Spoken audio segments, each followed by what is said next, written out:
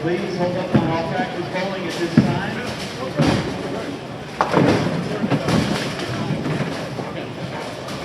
If your lane is still on the first ball, please go ahead and recycle it to the second, second ball, so we have a complete rack of pins. As a reminder, bowlers, you are responsible for writing your scores down at the conclusion of each game.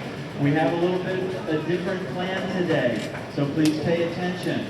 Take your score sheets with you after you write down your score to your next lane.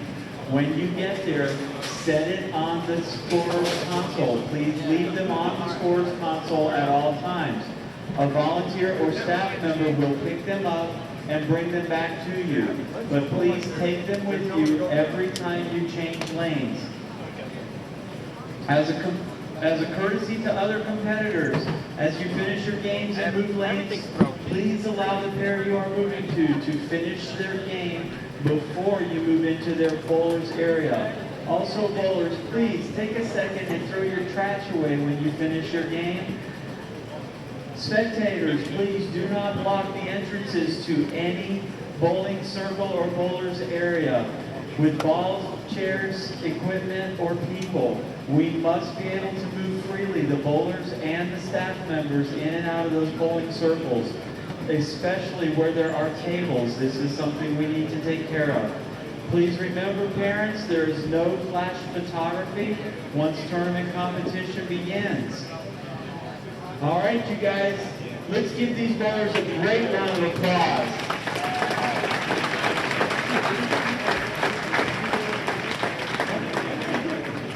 Well, your arrows are up and you're ready for tournament play, so everybody have a great day bowling. All right, good afternoon, everybody. Welcome back. We are ready to get started here with our final advancers round at the Junior Gold Championships presented by Ebonite, Columbia 300 Track and Hammer. Bowling on the Beijing pattern this round. 5 more games of qualifying to determine our field for match play this evening, starting at 7:30 p.m. Eastern Time. So we've got 5 more games this round. And in this round, on the featured pairs, we have the U20 division on 17 and 18 and the U15 division on 19 and 20. So we have 2 different divisions going right now here. We've got both boys divisions, U20, U15. And over on Channel 2, we've got the U15 girls and the U20 girls. Watch that by changing the channel at the top of the video here. You've got Channel 1 and Channel 2 icons. Just click the Channel 2 icon, and that'll take you over to the girls' coverage.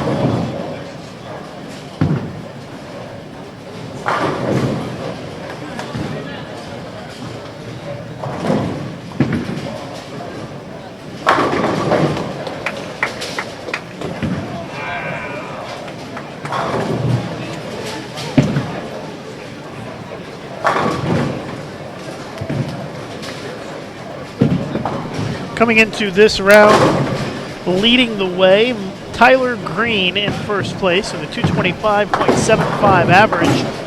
That is 45.15, leading the U20 boys. Mikey Preston in second place at 43.72. Wesley Lowe, the defending champion, at 43.56. Kyle Sherman, 43.05. And Andrew Herbert sitting in fifth place at 43.01. Cut to make it into this round was 64th place, and that was an average of 199.15. David Northhouse, 39.83. David getting ready to bowl on lane 18 here, shooting his split.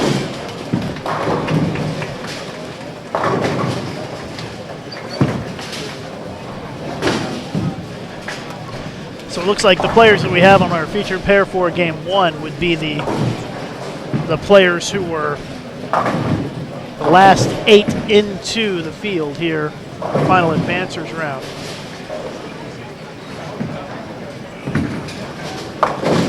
On the U15 boys side, they bowled their advancers round last night. And we have the top 5, it looks like, here on our featured pairs for game number 1. Adam Zimmerman leading at a 208 average, 41.60 for 20 games. Cortez Shank in second place at 40.29. Antonio Isagiro, yeah, we'll go with that. 40.12 in third place. Fourth place, Thomas McNeil at 38.78, and Michael Shorter at fifth place, 38.69. So that is the top 5 on the U15 boys side, and they are the 5 that are on our featured pair here for game 1.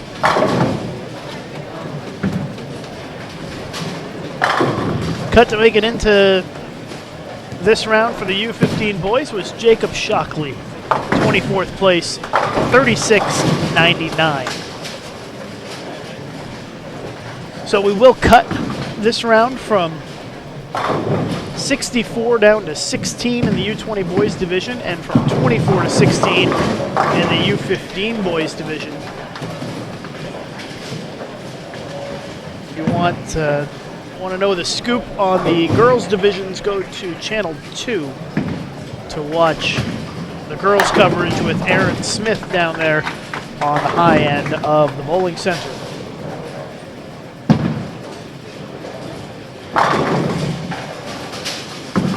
First round of match play is tonight, 7:30 p.m. Eastern Time.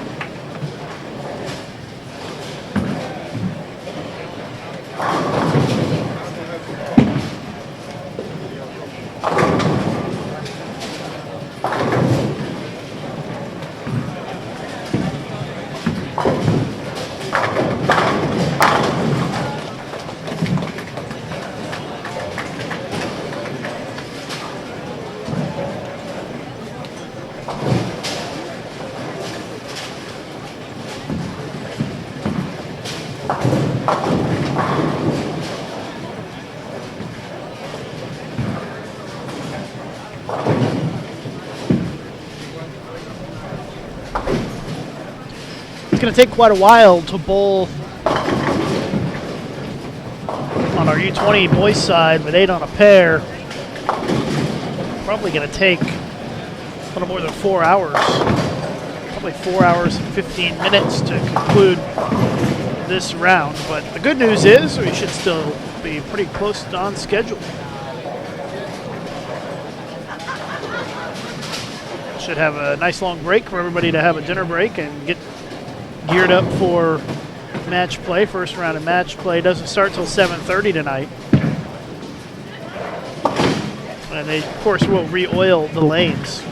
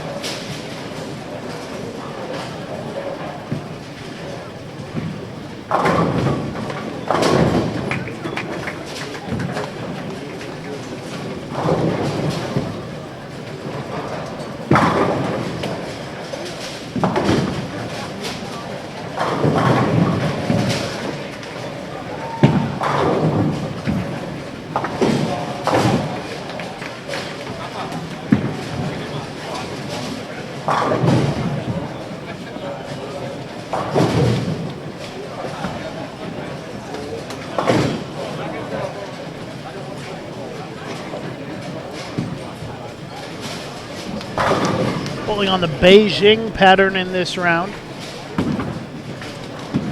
Short pattern, 35 feet. You can tell by the way the players are attacking the pattern. Same pattern for both divisions.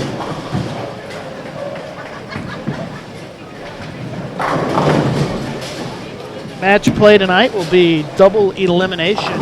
match play, 2-game matches to determine the winners. Pretty similar to the Masters or the Queens, but 2 games instead of 3 and only 16 players in the bracket.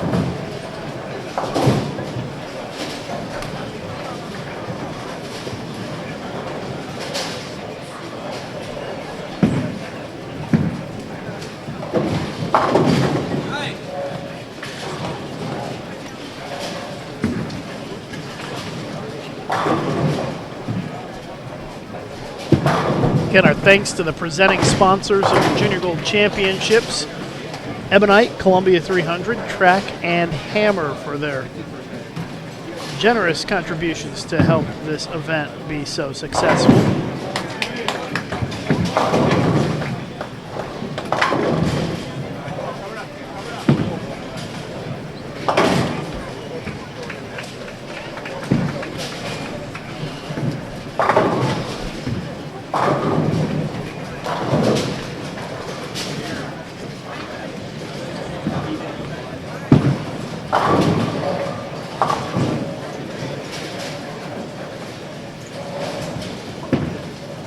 Ronnie Fujita, current member of Junior Team USA, with a strike there for the front 3.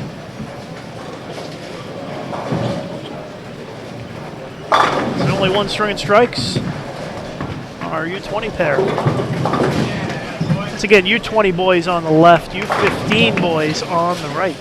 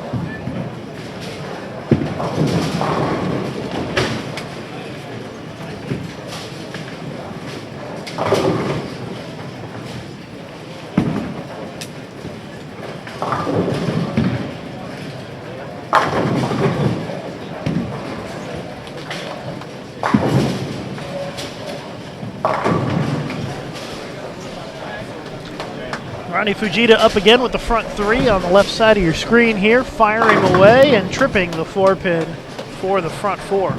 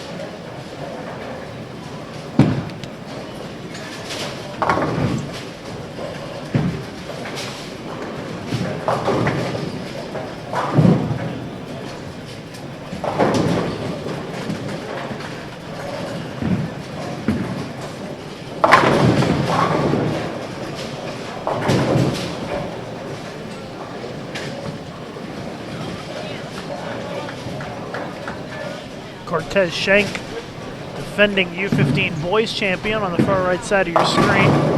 Had 3 in a row before that shot.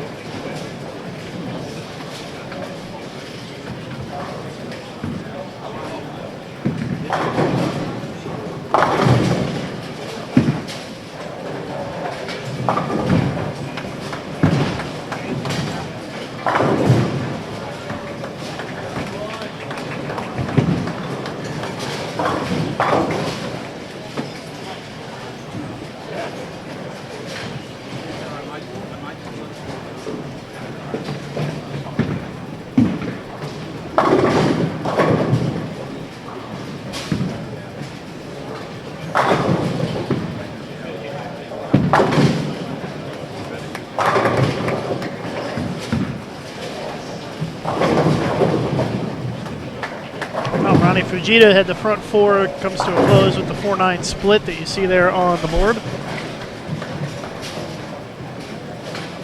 Scoring pace a little bit lower early on here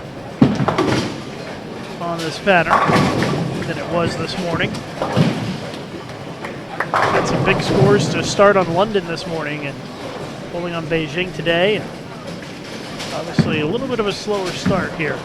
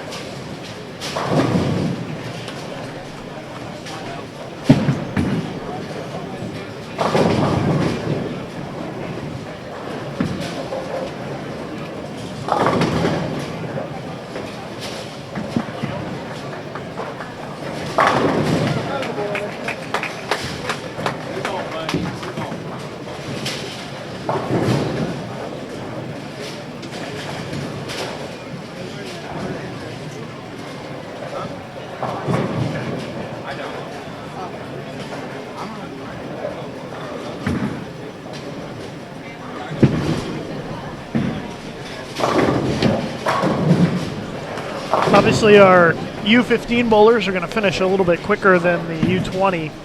Only 5 on a pair on the U15 side versus 8 on a pair on the U20 side. So they're finishing up game 1 already, and we're in the 6th frame on the U20 side. Once again, you're taking a look at the 5 leaders on the U15 side as they're closing out game 1. And our U20 bowlers are the last 8 who made the cut into this round.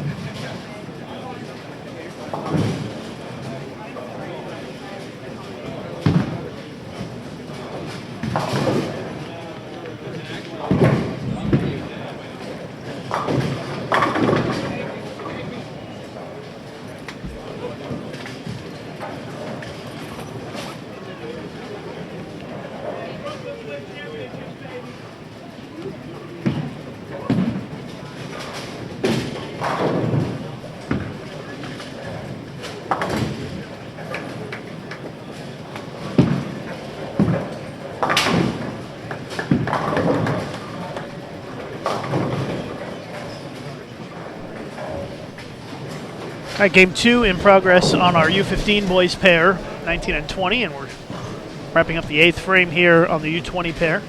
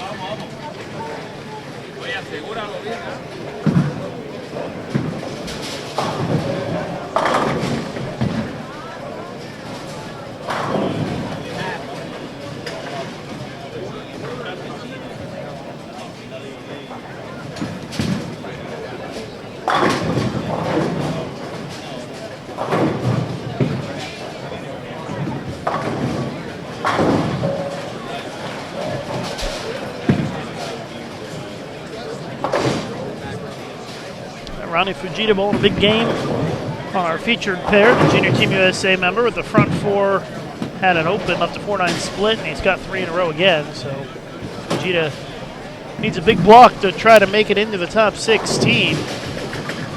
And these 8 players on our U20 pair are the last 8 into the cut.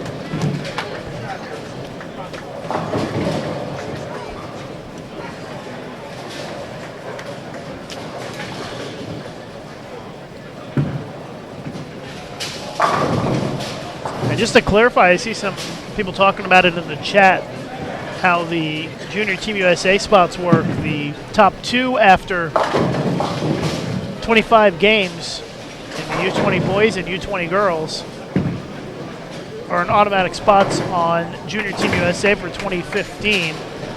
The champions and the runners-up in the bracket are in automatic spots, and of course you can't earn 2 spots, so if there's a repeat there, then it'll go to a selection.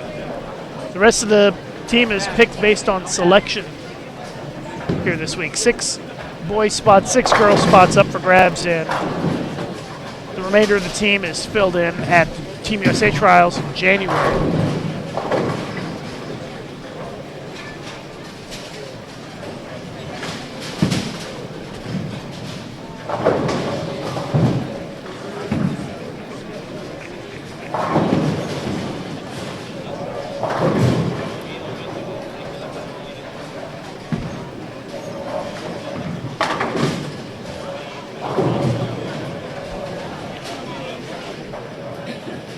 We do have more information on that on bull.com if you want to read up on how the team is selected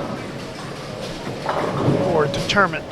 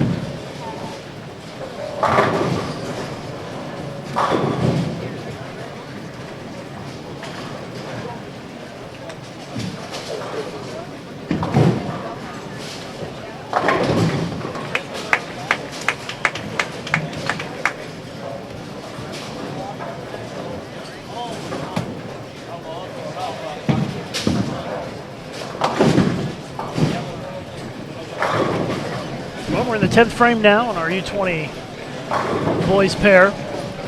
Almost halfway through game 2 on the U15 side.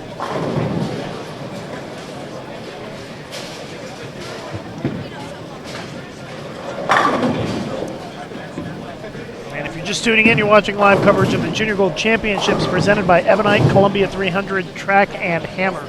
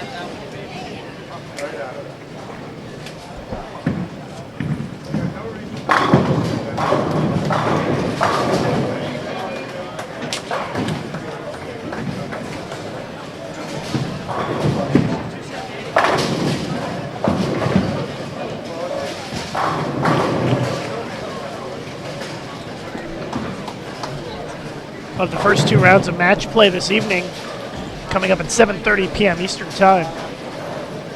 And then continuing all day tomorrow until we crown our champions here at the Junior Gold Championships.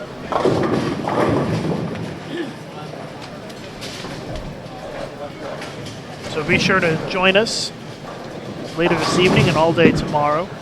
You can find our live stream schedule at bowl.com/live stream. We've got a lot of events on there, including the BPAA All-Star next week in Rockford, Illinois. Matt Cannizzaro and I will be there for that, starting on Monday.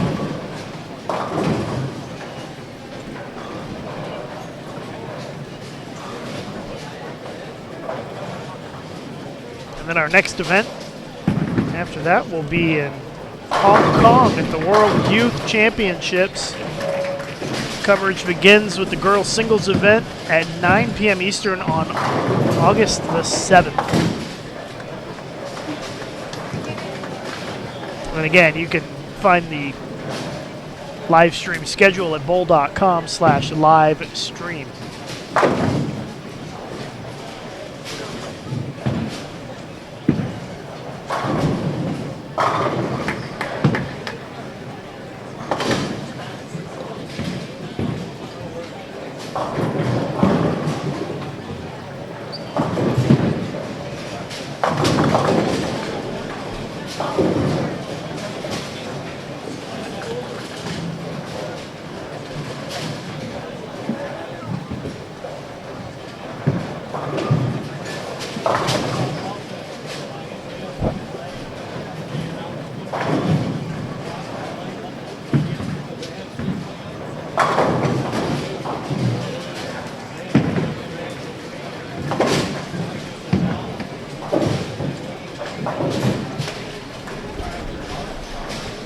Looks like game one has come to a close here. Ronnie Fujita, 245, high on the pair.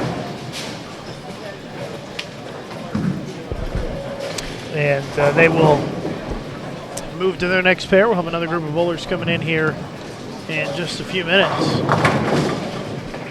We're in the 7th frame on our U15 boys pair.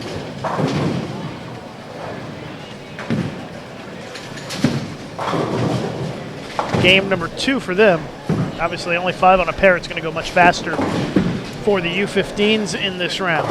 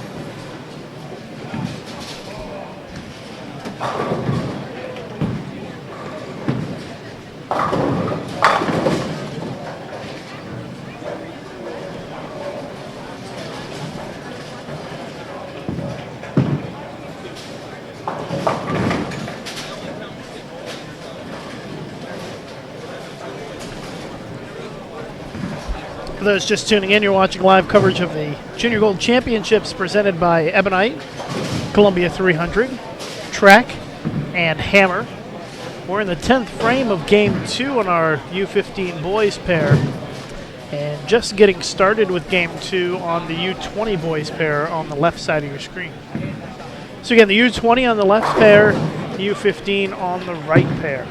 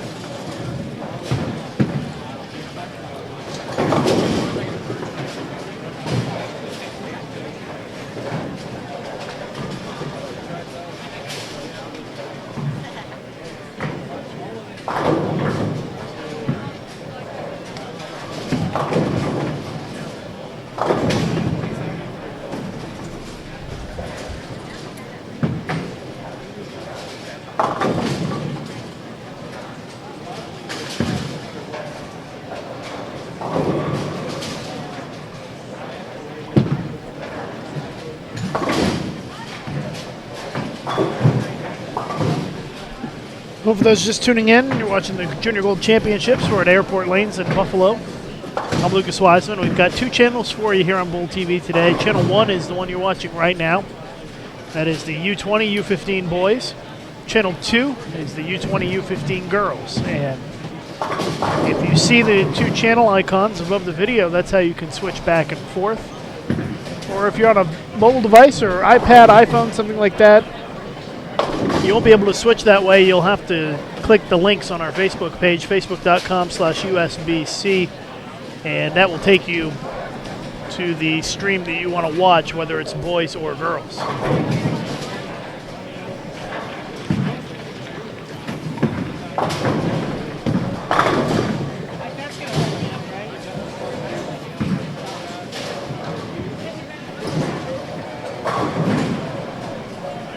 Our U15 pair done with game 2. Again, we are in the second frame of game 2 in the U20 division right now.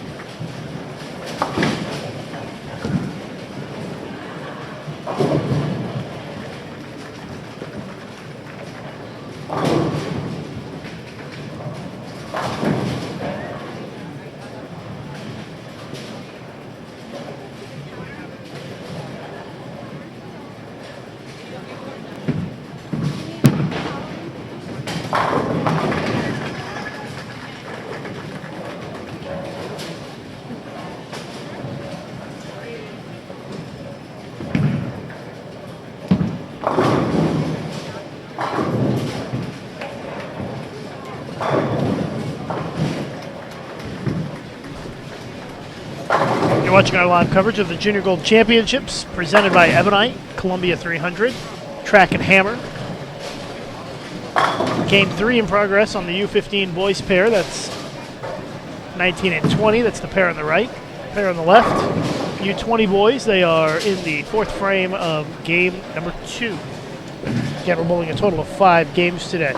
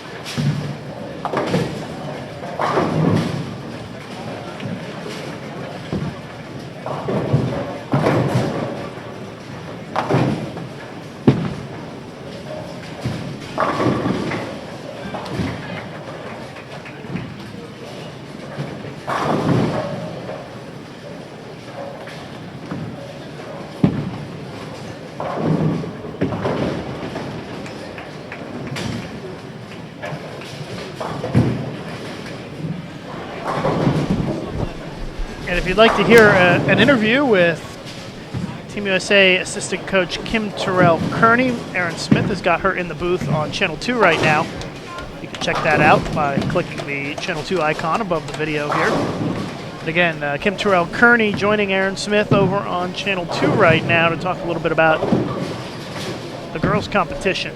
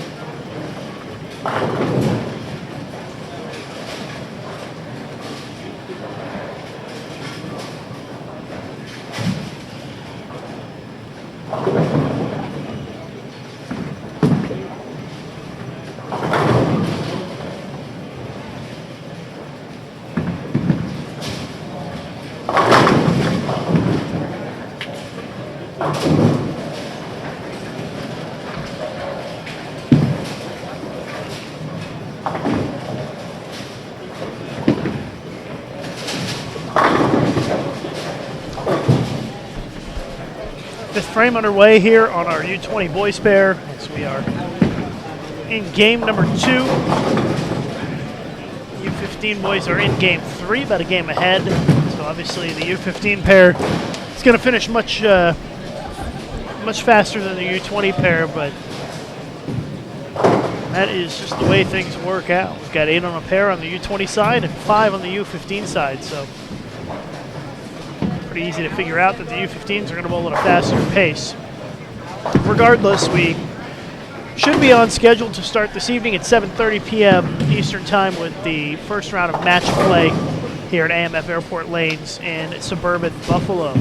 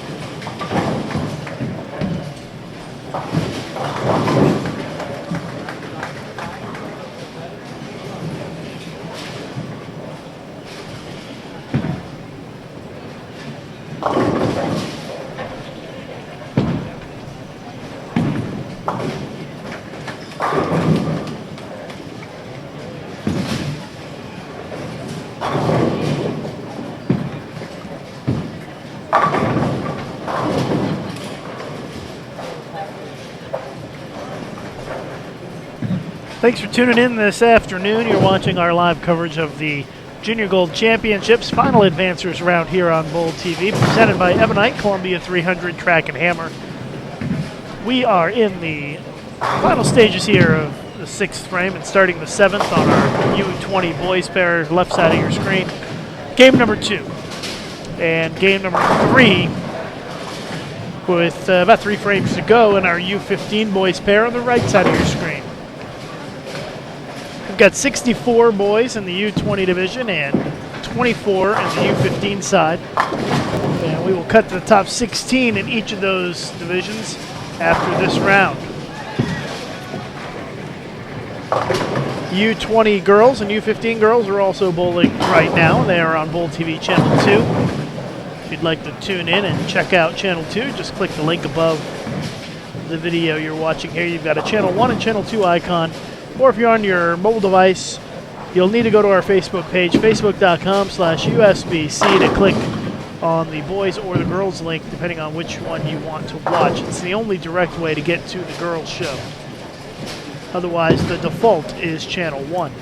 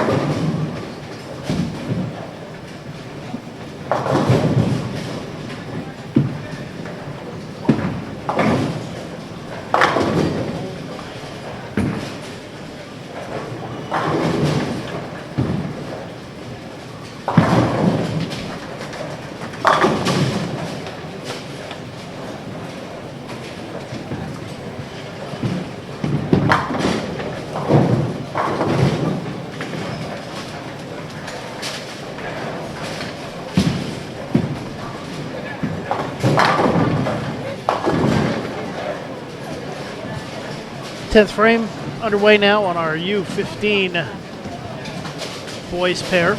Game 3 wrapping up for them.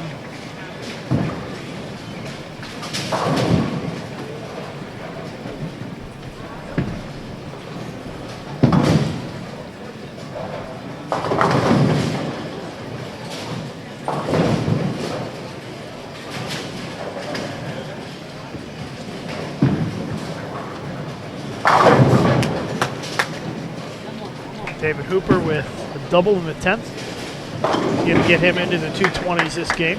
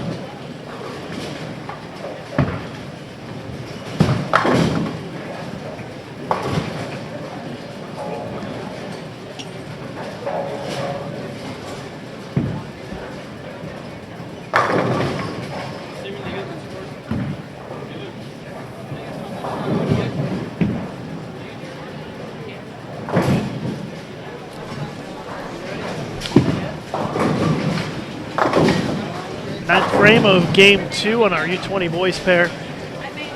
U15 are done with 3, getting ready to start game number 4 here in just a couple minutes. Looks like they're switching the names right now.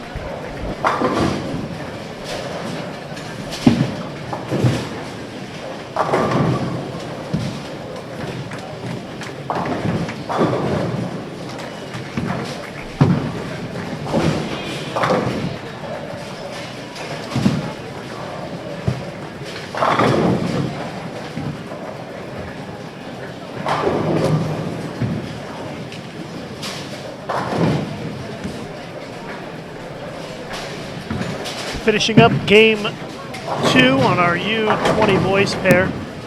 It's on the left side of your screen. Right side of your screen is the U15 boys, and they are in game 4 now.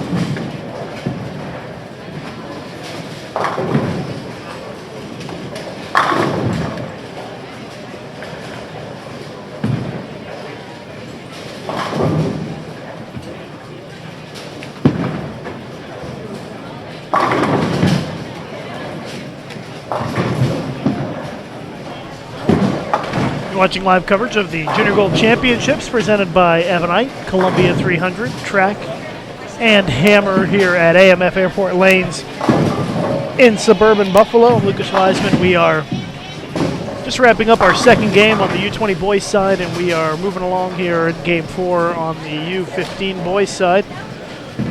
Again, U20 on the left, U15 on the right.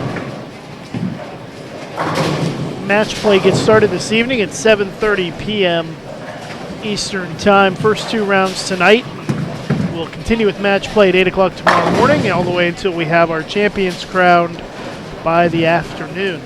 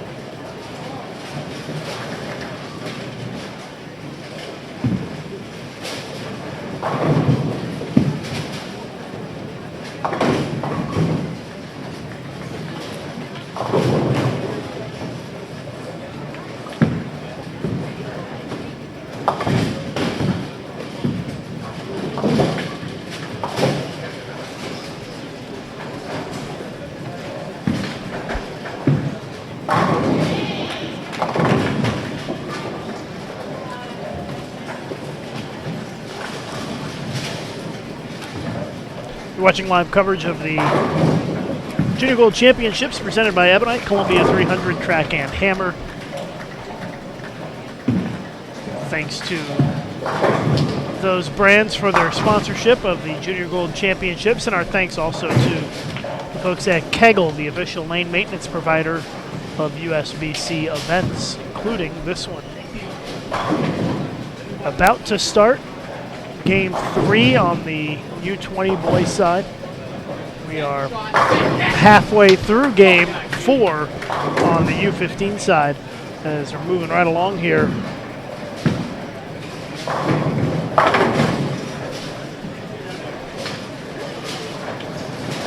We will have the first 2 rounds of match play this evening scheduled to start in about 4 hours. And then the remainder of the rounds of match play until we have a champion will take place tomorrow, starting first thing in the morning.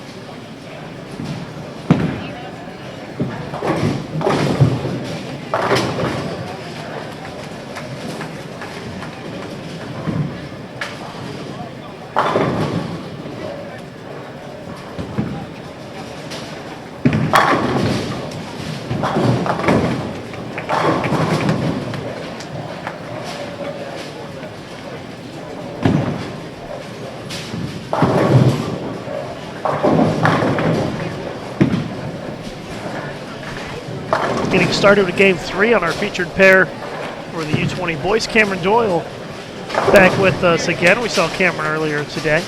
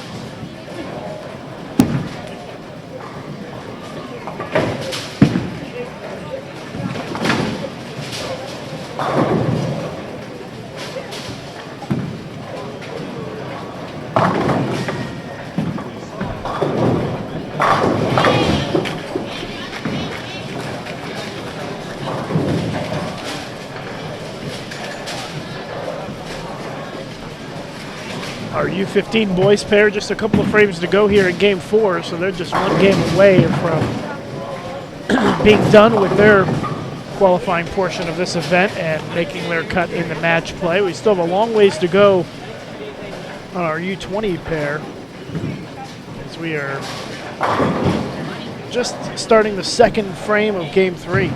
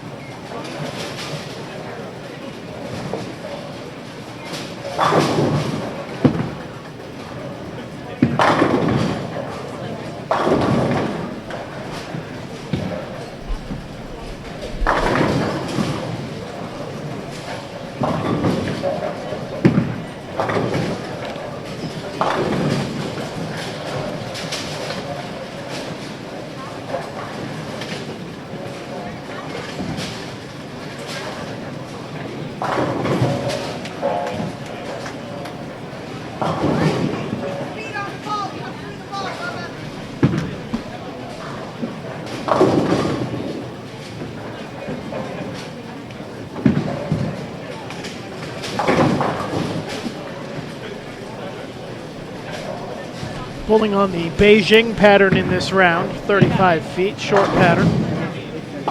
Seems to be a little bit lower scoring than what we saw earlier today on the London pattern. Settle down. Pick it up.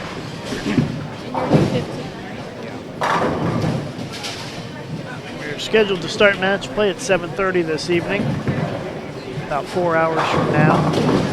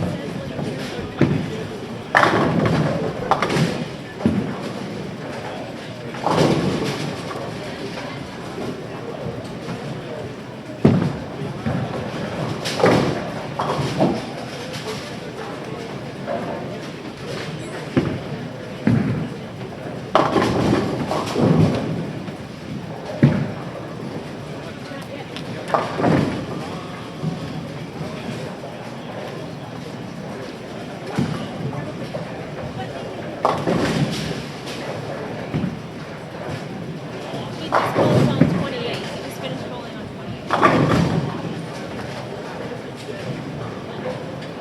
Pick it up, bud. They are to go to 15:30.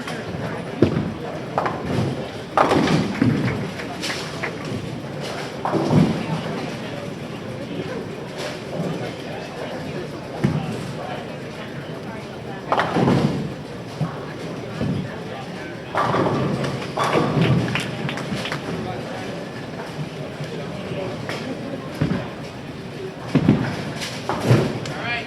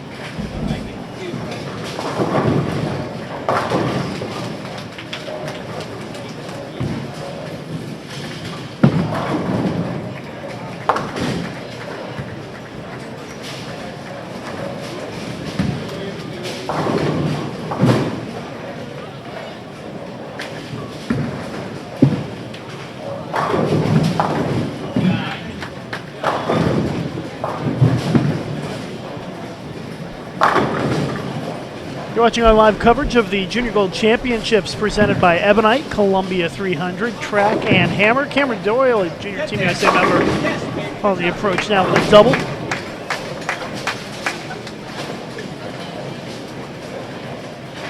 We are about halfway through game 3, so about halfway through the block here.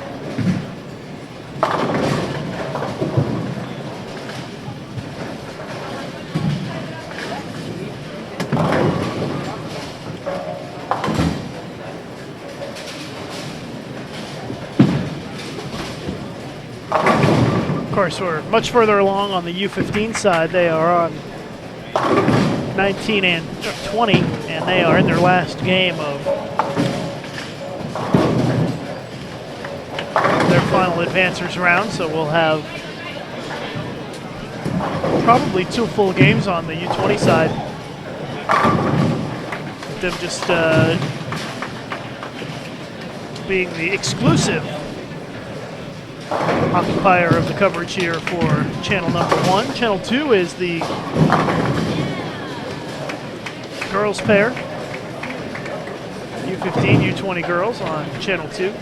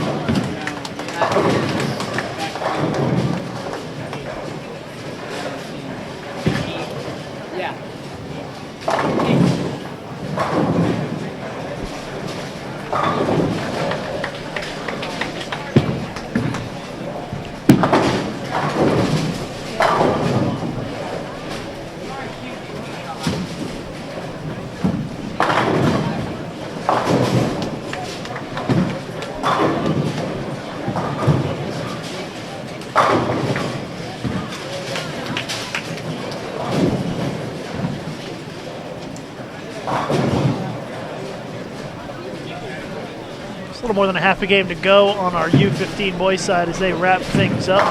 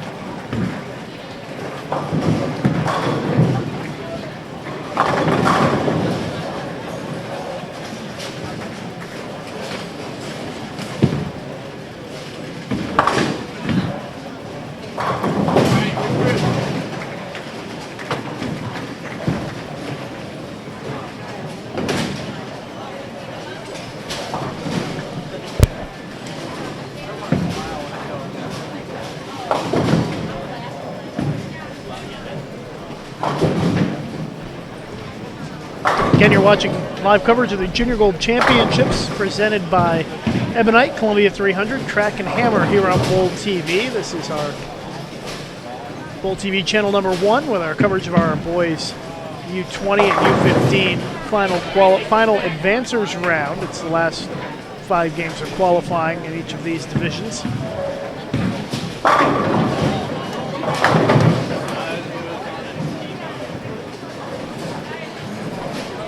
U15 is in their final game, so only a few frames to go on that side.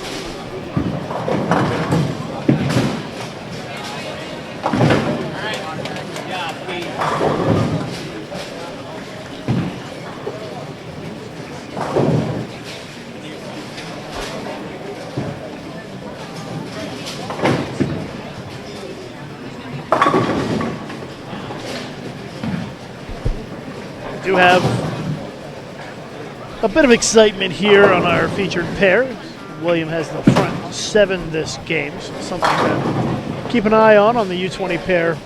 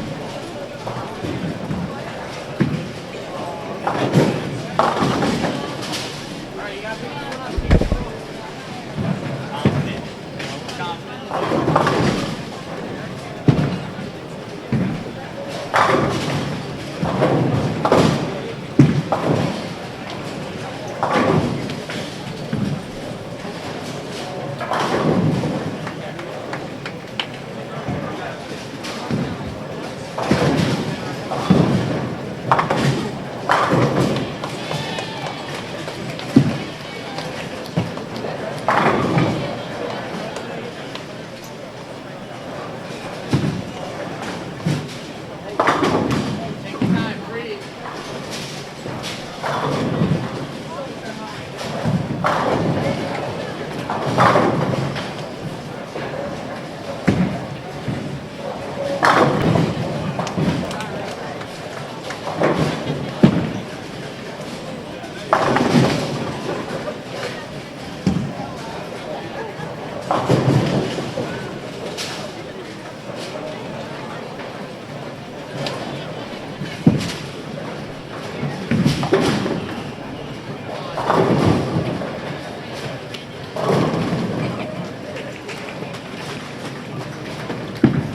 Go for it.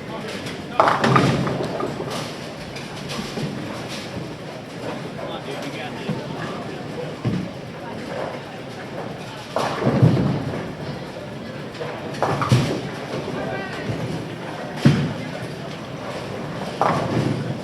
All right.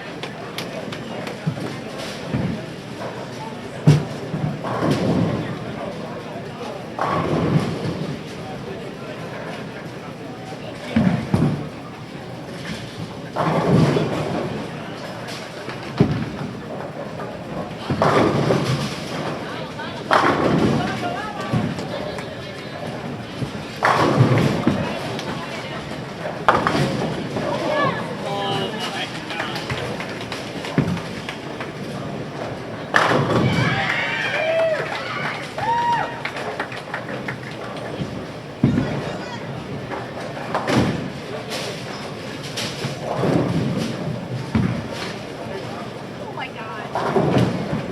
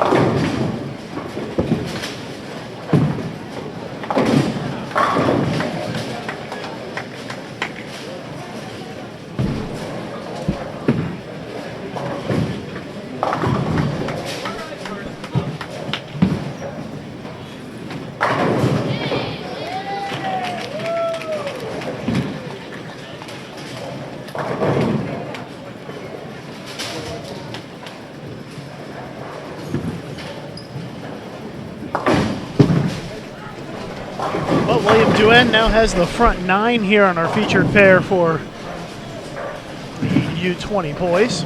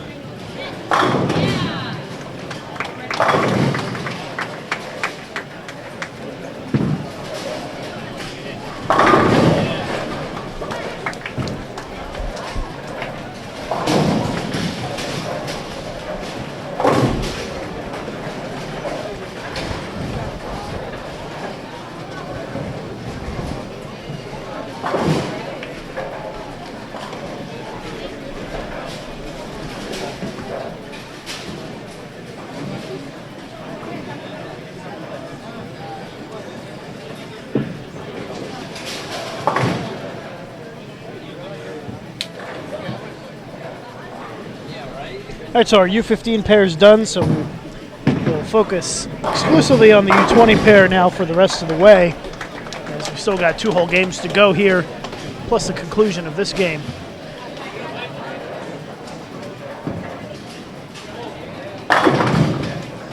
You're watching our live coverage of the Junior Gold Championships here on Bowl TV.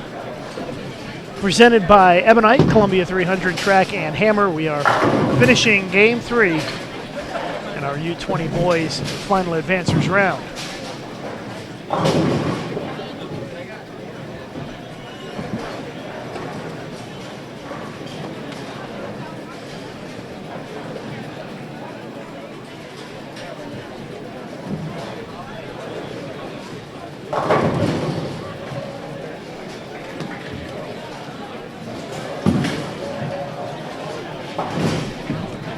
Got William Duen getting ready to step up here. He's on the right lane, working on the front 9. Double-hander. Fires another one in there. And he's got the front 10 now here live on Bowl TV.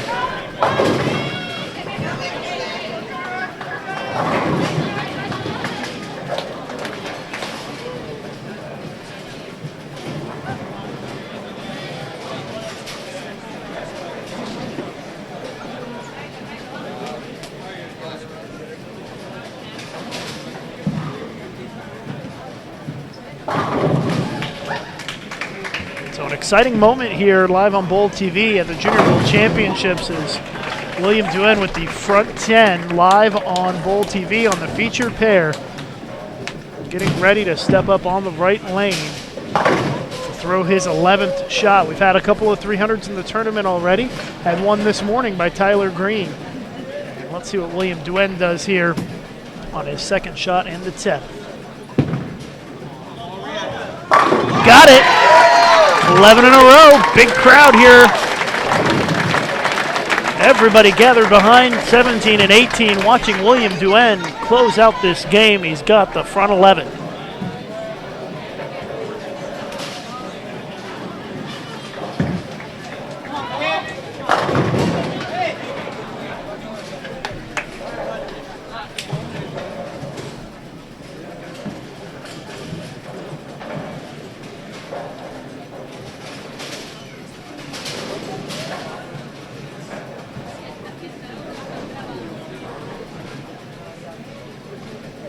One more shot to go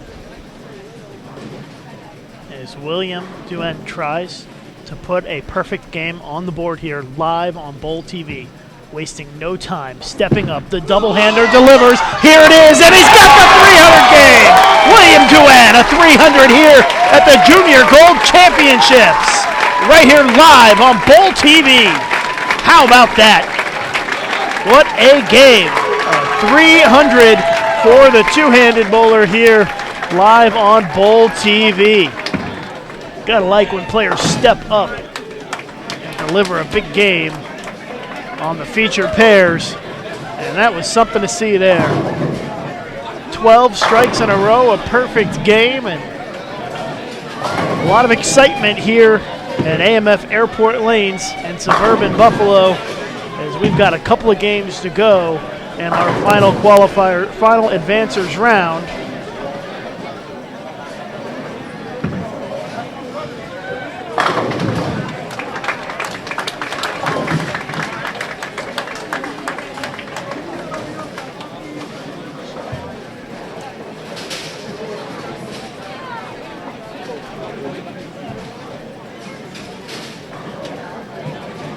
So a great moment here in our third game of this round. A 300 game by William Duen.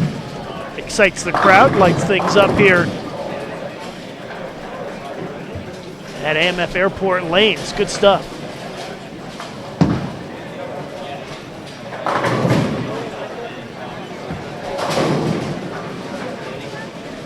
You never know what match play is going to have in store. We start match play tonight at 7:30 p.m. Eastern Time on Bull TV. 2 rounds of match play tonight, and all day tomorrow we'll have match play until we know our champions in this year's event.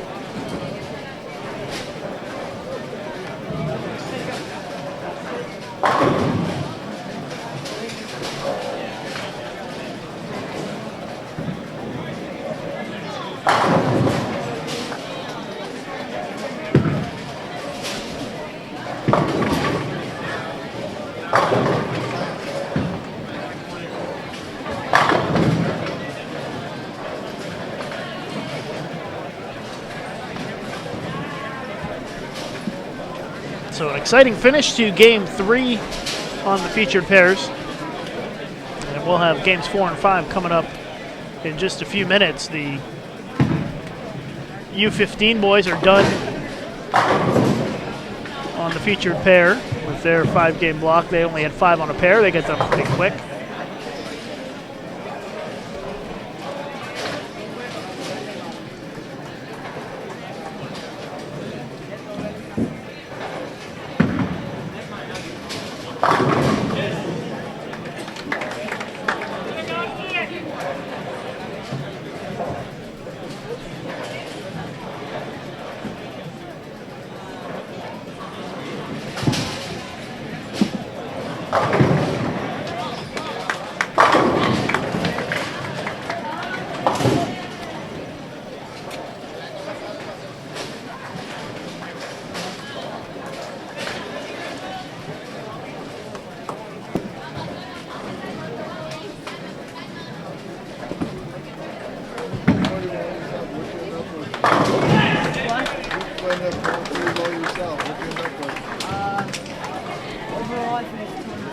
Big game for Nick Devlin as well. Had it open in the first frame, spare in the second, and has struck since. So he's got 9 in a row, closing out this game.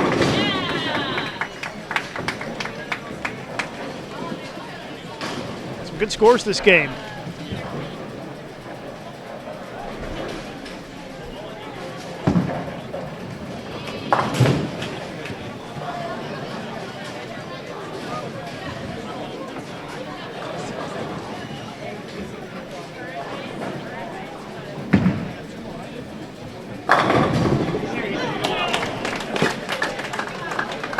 So he closes it out with the back 10 for 269.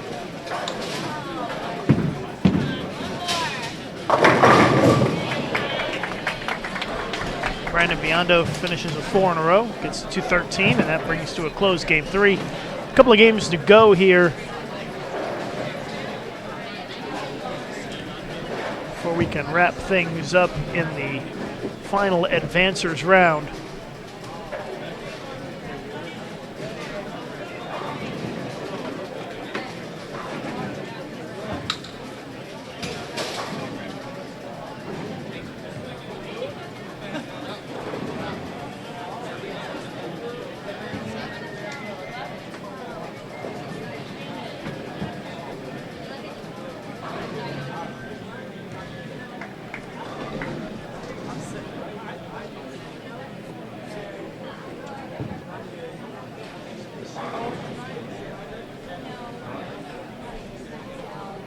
Looks like some of the pairs still finishing up down on the lower end of the house, so maybe a few minutes before we start game number 4 here live on Bowl TV.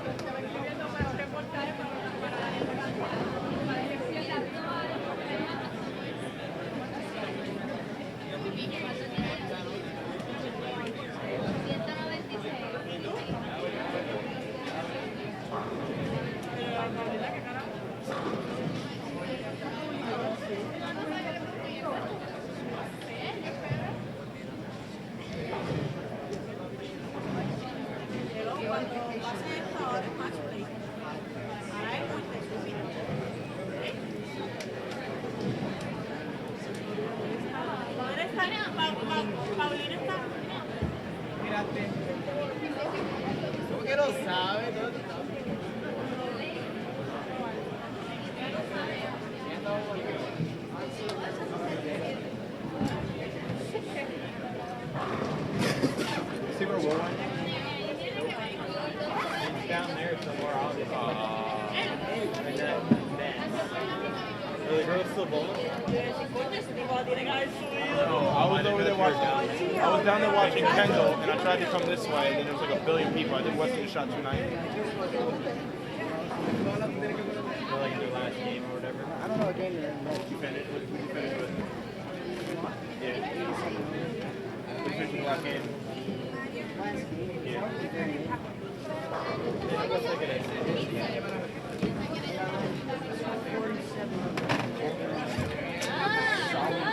So. I know you're happy.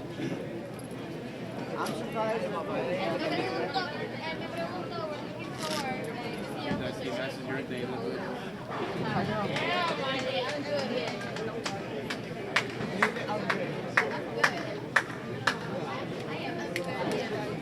Never would have thought. Gary Beck did something right.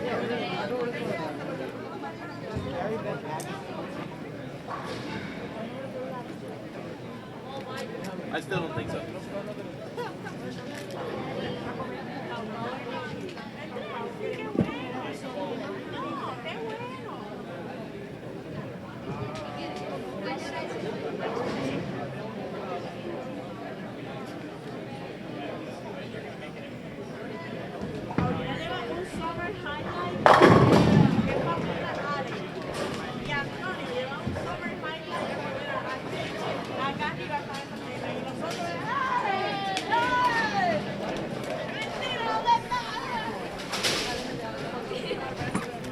Now you're watching our live coverage of the Junior Gold Championships presented by Ebonite, Columbia 300 Track and Hammer. We're in game 4 of 5 in our final advancers round here at Junior Gold. I'm Lucas Wiseman, and we're live at AMF Airport Lanes in suburban Buffalo.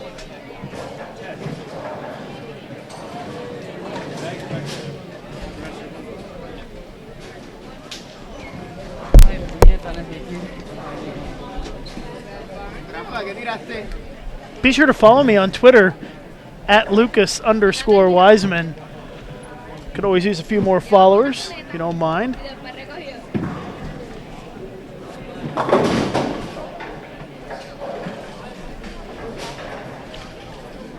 We got a special guest joining us now. Let's keep him quiet. He's a little nervous.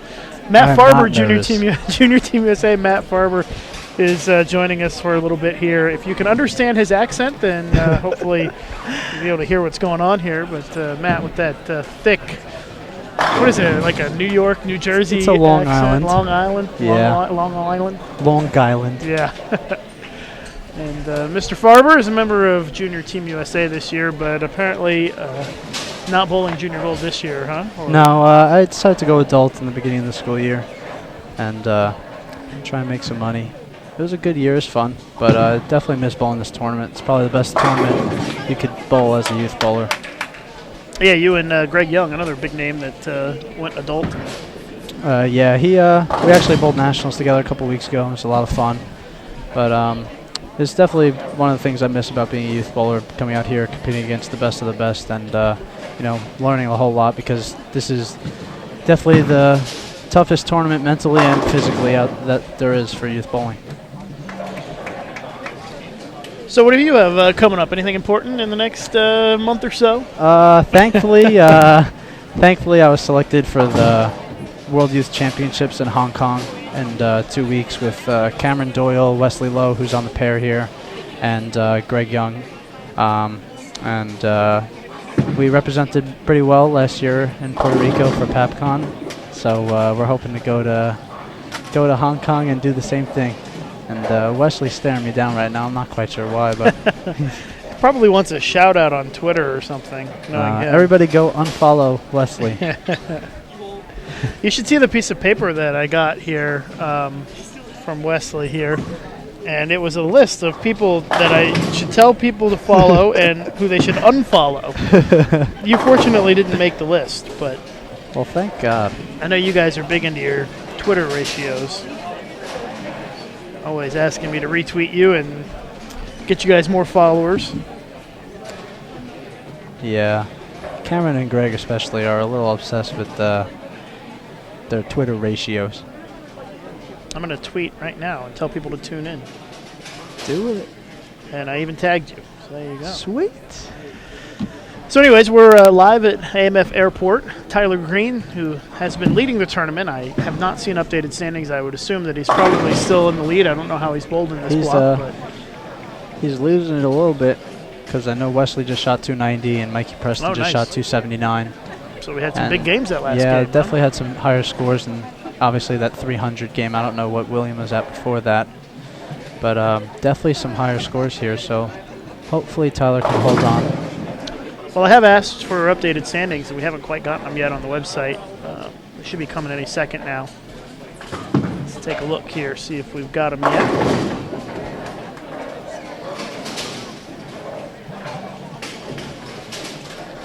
No, it doesn't quite look like it yet.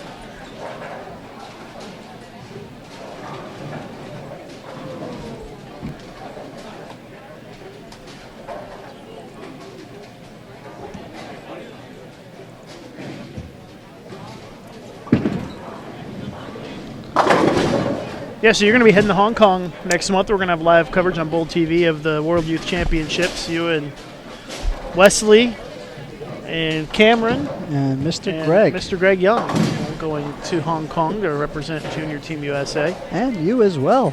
Yep. You will be there. I'll be there. Me and Matt Canizaro, we're going to be doing live streaming there starting, I think it's August the 6th. 6th, I believe. Yeah, the schedule's on bowl.com/live stream if you want to check it out. Kyle Sherman. Obviously, we've got our 4 bowlers who are near the lead coming into this block on the pair this game. I would have preferred to have had them on the featured pair for the last game. Yeah, for sure. But, apparently, that didn't work out so well. Well, I think the top 3 couple guys, they'll definitely be the ones that are fighting for those automatic spots. But I think it's, depending on what happens this game, it'll be pretty defined going into that last game. But then again, I don't really know how close the scores are until we see them.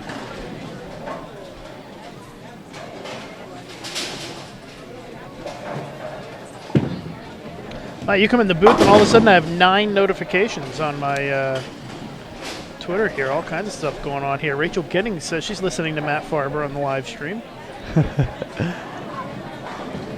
Natalie's watching. I got all kinds of past and current Junior Team USA members watching the live streaming today. We'll get to the exciting part this evening. It's kind of slow pace today, 8 on a pair. Yeah, there's a lot of bowlers bowling this year. Wasn't it like a record field this year? Yep, So- record field once again. It's like the 4th or 5th year in a row we've had a record field. Yeah, just keeps growing, which is great because it's always great to see new and more talented bowlers every year. Junior Team USA member Matt Farber is joining us. Matt, I'll have to ask you some questions. Got to pay your dues to be in the booth. Ask away. You can talk a little bit about what it's like to be on Junior Team USA. There's a lot of great advantages. You've been on it a couple of times now, and Yes. there's a lot of perks to being on the team. So talk a little Definitely. bit about some of the stuff you've learned over the years being a member of the Junior Team USA program. Well, really, it's everything you'd think it'd be and more, because it's more than just learning, how to become a better bowler, but it's also becoming a better person, because the kids that you meet that are on the team, when you make the team and on the team previous years that welcome you onto the team, it's a big family, and everybody stays really close together with each other, and you really stay in close touch with everybody, check up on everybody to see how they're doing on and off the lanes. And the coaches are like parents to us. They care about our well-being on the lanes, but more than anything, they care about our well-being off the lanes, because they understand that there's more to us than the bowling side, and that there are things that go on with us, with our families and friends and school. So it's really probably the best opportunity that I've had with my life so far and my bowling career, because it's just brought so many more opportunities, both, like I said, on and off the lanes, because the things that they do for you, and the things that the coaching staff and the USBC and everybody involved in it, the things that they do for you are truly amazing. And it's just it's really a group of just a bunch of amazing people. And getting the opportunity to travel the world to represent your country and wear the USA on your back. I mean, I'm sure every single person that's ever made the team, that's bowled any type of tournament for the team, they will tell you that no matter what, USA on your back is the best feeling in the world. Whether you're bowling in Florida or you're bowling overseas, it doesn't matter. Wearing that USA is the best feeling in the world. That's Matt Farber talking. He is a member of Junior Team USA. Yeah, you guys went to Puerto Rico last year and came home with some hardware. And Yeah, we won the singles medal, we won the doubles medal, got silver in the trios event, and then we won the team event by I think a little over 300 pins for the 6 games. So it was a great showing by the guys, and then the girls won the doubles event. They came second in the trios event, and then they won the team event by a large margin as well. So we definitely brought home our fair share of hardware. Well, you're like a walking Junior Team USA media guide over there. You know more about it than I do. That's a whole year ago. I don't quite remember all the details. It was the opportunity of a lifetime, so I don't think I could forget it if I tried. Well, you're going to have another opportunity to make some memories in about a month's time. You guys leave August 1st, I believe, Yes, for Hong we Kong, do. right? It's a week and a half, 2 weeks. Have you been over there before? I have not. I'm You'll enjoy really it. excited. It's a cool place. Yeah, I'll have a list of. Oh my God! It's Wesley Lowe. unbelievable what he does. I have a list of places on my phone of that I want to travel to before it's too late. So that was one of the places I've had on for a long time, and I'm so excited to be able to go over there and see everything and do it while I'm bowling and doing the thing that I really love to do. Yeah, and the good news is that always have opportunity to see a little bit more than the bowling center on those strips. You guys go a little early, so you'll be able to do some of the fun stuff, I hope. Absolutely. Gotta go see the Big Buddha. The Big Buddha. It's a good trip. That's all I've heard about from all the past team members that have gone there. They're like, you have to see the Big Buddha. You have to see it. So I'm excited. It's a pretty cool experience for sure. And then the night markets in Hong Kong are pretty fun. I heard that it's very different culture, but I heard it's extremely cool. So I'm really excited to see it. Yeah, it'll be a good time, and we'll have live streaming of Bowl TV of the bowling portion. Unfortunately, not of the the tourist portion. Yeah, but well, we will be taking a lot of videos I'm sure. and posting it on Twitter. So follow us all on Twitter. That's right, and we'll have to send out a tweet when it gets a little closer with everybody's Twitter handles that's on the team. Of course. But you can always follow me at Matt Farber 11. I always try to keep updating and keep in touch with a ton of people on there. So feel free to follow me. Just trying to see if we have an update on the standing set. There's an update on the girls. What are the girls looking like? After one game. After one game? Yeah, so it's a little behind. But there's 6 divisions bowling right now, so it's got to be a lot of bowlers in here. It's going to be a lot to keep up with. But Melanie Hannon moved into the lead after one game down there. Shelby Durr in second. But I just sent a message off requesting the update on the U20 boys, and hopefully we'll get it soon. I would imagine that these guys are going to bowl a little faster than the rest of the U20 boys because they are kind of by themselves here on 17 and 18. They got the wall to the left and nobody bowling to the right. So. And they're striking a ton, so. Yeah.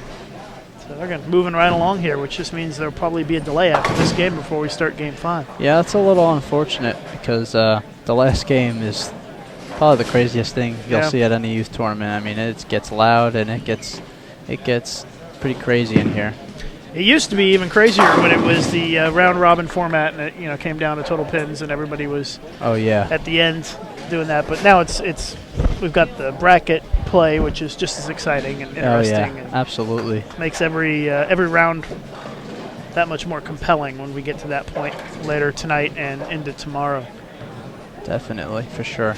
And with that bracket match play, I mean, anything could happen. You can come in at the number 16 spot, and you can buckle down, win all those matches, and in my opinion, it makes it a lot easier for those bowlers that are coming in at those lower seeds to make it to the top. Yeah, and I think a lot of people were, I want to say a little hesitant when they heard about the bracket format, but some of those nerves or some of those concerns were relieved when they announced that the top 2 after the 25 games were going to get the spots on Junior Team USA. Because certainly if you work that hard and you get to that spot after 25 games, you deserve a spot on Junior Team USA. Absolutely, 100%. Because they're bowling 5 different patterns, 5 games on each pattern. You have to be pretty tough. Extremely versatile, and especially, I mean, these kids at the top right now are absolutely, they are killing every pattern that they bowl on. So they deserve these spots, and any kid, for the people at home, if you see any of these kids at the top, even in the top 16 after these 25 games, there's no luck. they're bowling on 5 different patterns and 3 different centers, different types of lane surfaces, different number of people on the pairs. There are so many things that come into this that only the top of the top are going to be up there. And these kids deserve every pin that they get. They shouldn't have anything taken away from them. Yeah, outside of the U.S. Open, I think this might be one of the hardest tournaments to win or at least Absolutely. to lead after 25 games of qualifying. I mean, what they had, the boys had a little over 1,000 kids this year. In the tournament? Yeah. Or the boys, a little over 1,000. Yeah, so I mean, to be in first out of a couple, out of a little over 1,000, that's pretty amazing. Especially when the talent level gets better and better in this tournament. A lot of people watching, and especially the U15 division, people watch and they say, how are these kids throwing the ball that well when they're less than 15 years old? Oh, and it's yeah. just amazing how. There is so much talent coming up Yep. from the U15 division, and I was even watching the U12 division, and there are a lot of good kids in the U12 division. So there is definitely, for sure, no worry about the talent for the future. And we'll have live coverage of the championship match of the U12 division tomorrow. Just the championship match, though. We've got 6 divisions. It's hard to cover all that competition, but we'll have one pair for each of the U20 and U15 divisions. Got a whole nother live stream set up down there on the high end. I don't know if you saw that. Yeah, I definitely did see that. There's another live stream set up for the girls down there, which is great. Yeah, we've got channel 1 and channel 2. We're turning into like ESPN here. Yeah, that's good. Bowl TV 1 and Bowl TV 2. We're gonna sooner or later we're gonna have satellite dishes, and Yeah, people are gonna be able to watch exactly. this on their TVs. We're gonna do something similar at the World Youth Championships in Hong Kong. We're gonna have 2 channels, but we only need to do that for the semifinals and finals because the they boys both and at the same yeah, time. boys and girls at the same time. So we want to be able to show both. It's a little unfortunate that a little break there. That's unfortunate that happens, because I know when we were in Puerto Rico, we were able to go and support each other fully because the guys and girls bowled at different times. So it was nice to be able to do that, but all the teams still have all the support that they can need. Yeah, it would be nice to be able to cheer on your teammates, especially if they're bowling in the Championship in match. the championship match or something. But I think they do that to save time. It's already Absolutely, a long week. yeah. It's a really long week. Let's see if Wes can keep this going here. And he does. Yeah, he's doing pretty good. I don't know what the scores were, but if Tyler had given some back in the last couple of games, Yeah, I mean, Tyler shot 180 last game, Yeah. and Wes shot 290, and he's on lost- 290 pace this lost game. 100 and pins right there in one game. Yeah, Mikey's stringing them together. I think Mikey's got the front 5 here. Yep, he does. So there are some interesting things can definitely happen. And I know Kyle was up there for a while. I don't know how he was bowling the rest of this block. Well, Tyler Green led Mikey Preston by 143 pins coming into this round. So Yeah. A little enthusiasm there. That's always good to see. it's always good to have a little fun. Always. But if Mikey shot 279 and Tyler shot 180, that's 100 pins right there in one game that he made up. So that's pretty huge. Oh, we've got a game and a half to go. Yeah, Matt Farber's phone's blowing up over there. Everybody wants that list of countries you want to visit. Yeah, it's a long list. Hopefully I get to see it all. It's a long list. It's got like 20, 30 countries Oh, on there. really? Yeah. You have to show me their list, and I'll cross off some of the bad ones for Oh, you. hopefully. I'll pull it up right now. You see all those pictures on Twitter of all those beautiful places. Yes, I'm like, of course. Yeah, it's a list. I have to add that. Tyler Green with a strike. Unfortunately, he hasn't been able to put any strikes together this game. Yeah, see, I got all these countries. Oh, my gosh. You really do have a long list. Yeah. Save me from the bad ones. Let's see, Mikey, can he keep going? Can. Front 6 for Mikey Preston. Trying to make a move, keep those auto spot. Yeah, I think there's only one on that list I would remove, and I won't say it because I don't want to offend anybody. But I'll tell you off the air. Mikey Preston with the front 6 right now as our 4 leaders coming into this round are on the featured pairs this game. And Wesley Lowe, defending champion in this tournament, with a spare and 4 strikes to start this game. Looks good. It is good. Wes likes to use that old urethane, the original nail, and he just gets all over it. Looks like he's grown a few inches over since yeah. last year. He's getting tall like Cameron is. Yeah, I mean, these kids are so young, and I'm always the shortest one around. I feel like a midget walking next to Cam and Greg. I feel so short. Yeah, they're both pretty tall. Oh, yeah. Still growing, I think. Yeah, Cam's close to 6'3", Greg's close to 6'3", and I'm They're going to coming end up in about at 5'9". they're going to end up about 7'2", I think, the way they're going. Yeah, absolutely. I mean, Cameron wakes up in the morning and he's grown 2 inches already. So He needs to maybe take up basketball at this rate. I told him.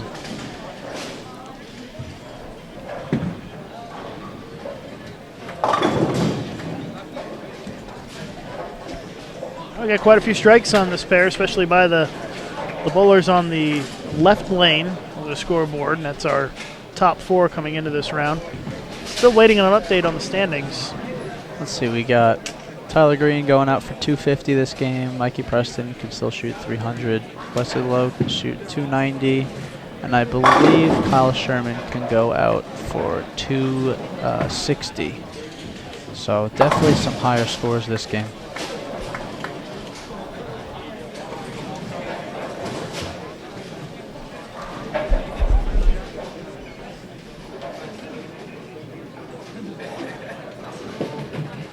We're going to figure out the scores on our own here. I just asked Wesley for the recap sheets. Perfect. We can take a look here and figure it out.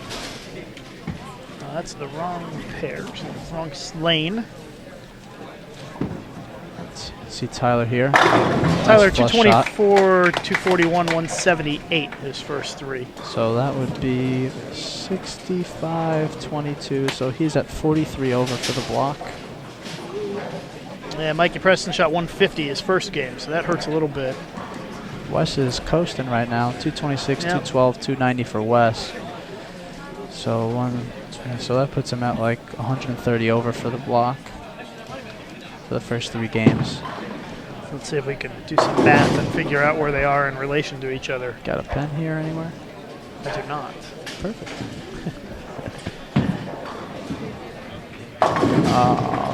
Split for Mikey Preston.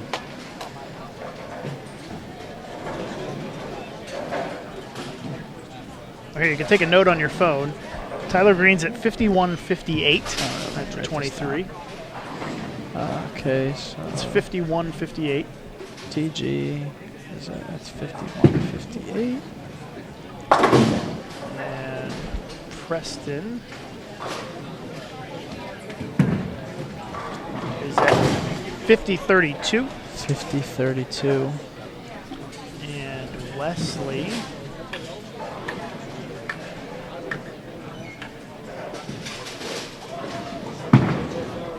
is at 50.84.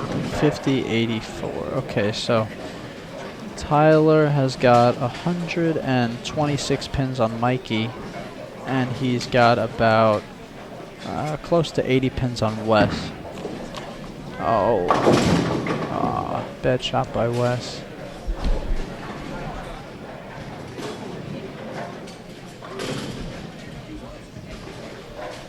All right, so don't lose those numbers because I gave them their sheets back. So. Perfect, I got these. Unfortunately, we won't be able to follow them the last game, but at least we have somewhat of an idea now where things stand, and I guess Tyler's still in the lead by a bit. Those 2 splits from Mikey and Wes definitely hurt them. See if Wes not so happy with that attempt at the split. well, Wes and Mikey can still go out to gain a tiny bit of ground on Tyler if Tyler continues to string these together.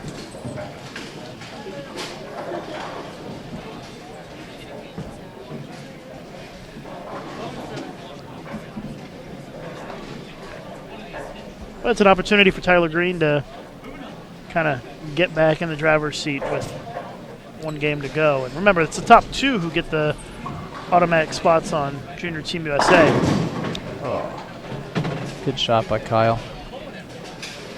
And of course, we don't know what the people behind them were doing. We know Kyle Sherman was struggling a bit today, Right. and he lost some ground to the guys above him. But there's some guys back behind them that if they were Good bowling shot big, by Tyler. yeah, if they were bowling big series, the first three, then they could move right up in the mix. But Tyler, I think, is looking pretty solid to Yeah, be for there sure. at the end of this block. Mikey and Wes definitely need a big finish this game to try and gain a tiny bit of ground on Tyler and get every pin that they can right now, because it is pretty close. So was it about 70 pins that Tyler's ahead of? He had about 80 Wes, on Wes, and yeah. he had about 120 on Mikey. There you go. There's Preston So- right now. Mikey's getting back on the strike train here. Let's see if Wes can do the same. Mikey's close every year he bowls this tournament, and he's made the top 16 here, I think 4 out of the last 5 years, and he is always so close, and he bowls well at team trials. So let's see if Mikey can stay up here and get the job done. Well, you know, you show up and you compete at team trials and junior gold, and you do well year after year, then increases your odds of getting selected. Absolutely. If you don't get an automatic spot, you would think that they've got his name on the list. For sure, for sure. I mean, Mikey's always up there. He's definitely deserves to be up where he is right now, and he's a great kid too. So yeah, he's looking a little stressed right now. He's having fun though.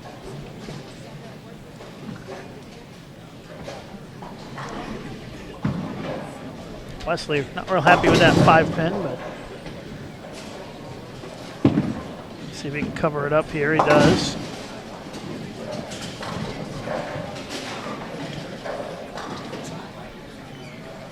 Remember, the top 2 get automatic spots on Junior Team USA, and then we'll head into match play where the winner and the runner-up get automatic spots unless they have already earned a spot, because you can't have 2 spots.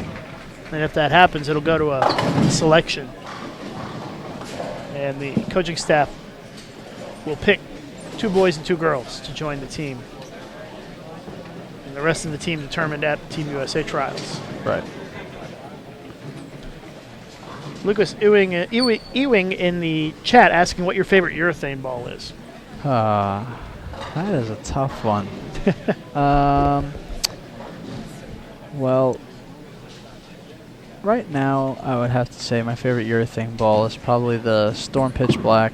The urethane, it's one of the few urethane balls coming out that have come out in the past couple of years that holds the surface very well. You know, a lot of the urethane balls have to use it for 3, 4, 5 games. They start to get pretty glossed up, and it's almost unusable because the ball just doesn't read the lane the right way. But that Storm Pitch Black is pretty awesome, and you know, it holds the surface pretty well, and I've been able to bowl entire blocks with it just because, you know, the surface of it holds up. But when I was down in Puerto Rico, I used that original red hammer, and I mean that was probably my favorite of all time, just solely because we bowled so well down there. But right now, I'd definitely say that Storm Pitch Black would probably be my urethane of choice. Yeah, I don't throw urethane because I can't get the 5 out. And I think I saw a picture of you on Twitter with that 5.710. Oh, yes. Is that right? Yeah, that was awesome. Yep. Did you come close to making it? No, I think I got 1. Oh. Yeah. It's all right. I only bowl 36 games a year. 42 if you count. Or wait. How'd you bowl at Nationals? Oh, no, let's not talk about it. I bowled for over 500 every set, so that's Hey, not that's bad good. considering I don't bowl much anymore. I know people that go out there that bowl all year round and stuff, and they shoot 480 in multiple sets. So over 500. Hit the pocket a lot. Just didn't carry a whole lot. Well, 2 frames to go here. And we'll be done with game 4. Still got a whole game to go after this. And then we'll have a little bit of a break before we start match play this evening at 7:30. Tyler is definitely in the driver's seat right now. He is in full control.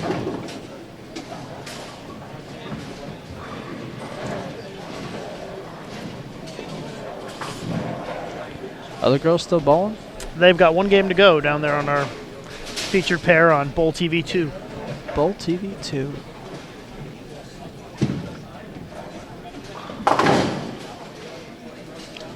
Looks like they're hanging around waiting for the names to move Yeah. down there. And if you want to watch the girls' pair, you can click on channel 2 above the video you're watching.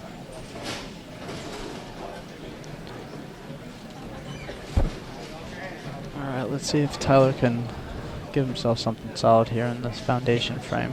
Set himself up for the 10th.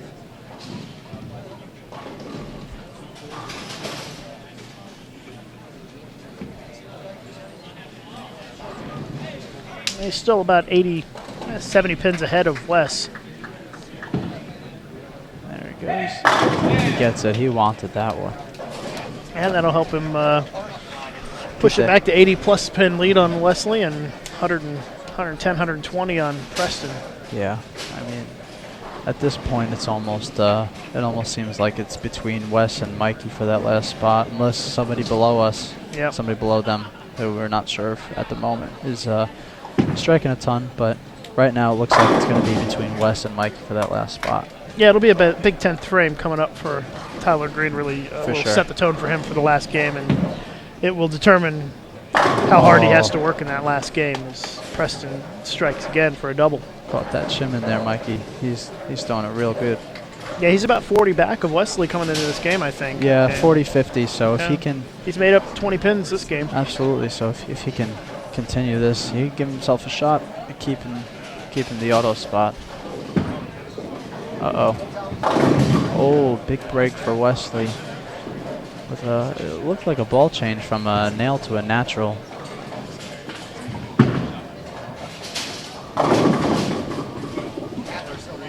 Five pin for Kyle.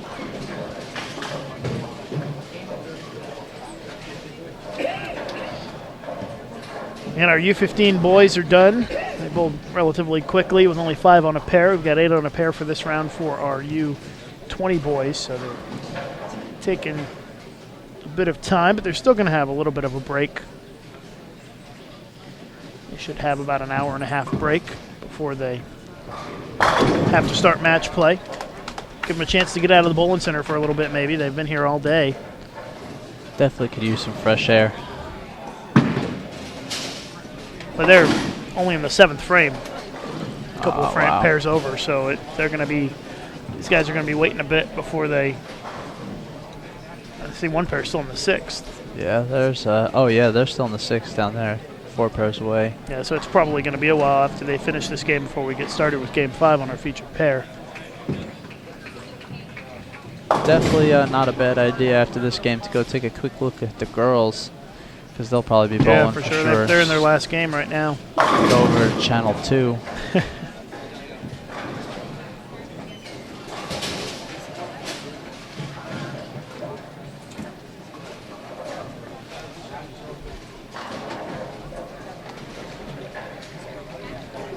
Well, a big frame coming up for Tyler Green here. Can punch out for 250.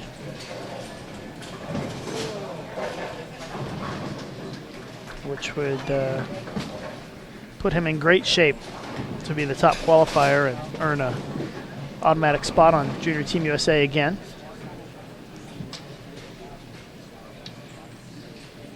Let's see what he does here.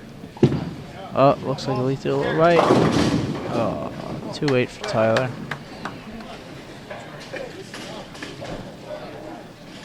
.220 is all right. Yeah, max score drops down to 228.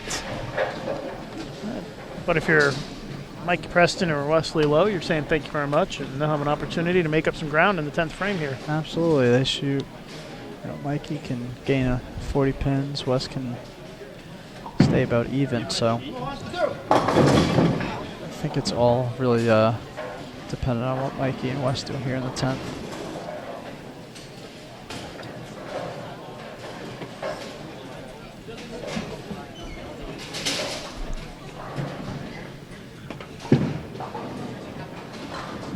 Oh, big spare for Tyler.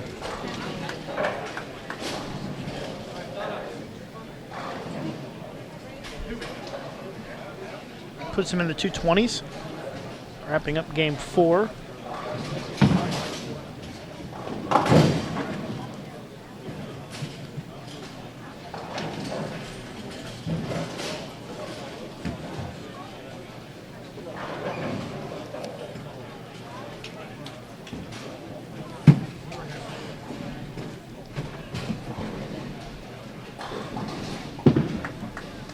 Tyler's last shot of this game is 7, 225. All right, so let's do some more math here.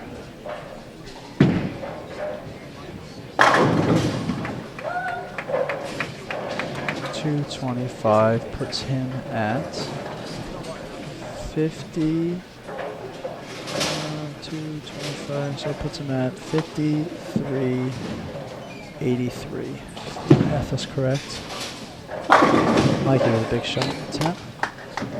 3 in a row for Preston. He can get to 265 and pick up 40 pins on green, but it'd still be about 80 back going into the last game. Yep, so it's 53.83 for Tyler Green after 4 games.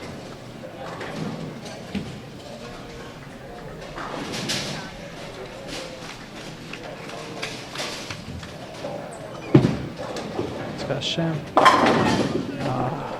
Baby split. Yanked that one to the face. Missed opportunity there to make up a bunch of ground, and he's going to be at probably 253, 252, something like that. Makes the spare. I'll put him at 52. What's he doing, 250? So 52.85 if he makes it. He gets So one. 52.84. So he is 99 pins back of Tyler Green going into the last game. Yeah, it's tough to overcome in one game. Stranger things have happened though, but Yeah. it is definitely he's tough. definitely got his work cut out for him. It's going to take more than 252 for sure. Yeah, he's going to need something upwards of about 270, 280 next game to have any shot. Wesley can still get to 244, and he'll be the closest. And no, he's not happy with that one. Live and die with every shot. Well, that's pretty big because That is a big one. Yeah, he could have made up some ground. Instead, now he's going to lose a pin. yeah, but on not Tyler. only he's also losing a lot of ground on Mikey here. Yeah, they should be pretty close. Mikey was only down 50, so Wes makes this spare and gets a good count. Mikey will gain about. Look out. No. So now he just gained 40 pins. That puts Mikey back 12 of Wesley going to the last game. So that'll be interesting. Have to keep you posted on how they finish up. As they are moving down to the other end of the bowling center, lower direction. We've just got Kyle Sherman to finish up here. We've got to wait a few minutes probably before our next game starts. But you can turn over to Channel 2 to watch Aaron Smith and our coverage of the girls division while we wait for the next game to get started here on our featured pair. Well, Mr. Farber, thanks for sitting in. Oh, We're going to have a break here for a bit, but maybe we'll have you on again later, or certainly Definitely. in Hong Kong at the World Youth. You'll be hanging around, I'm sure, watching. Absolutely, 100%. Always Thank use you the- very much the for helps. having me. Make sure you follow him on Twitter. Matt Farber 11. That's right. You can follow him on Twitter at Cameron Doyle. I mean, at Matt Farber Don't do 11. that. He already has enough followers. All right, we'll be back in a little bit once they get started again on the featured pair.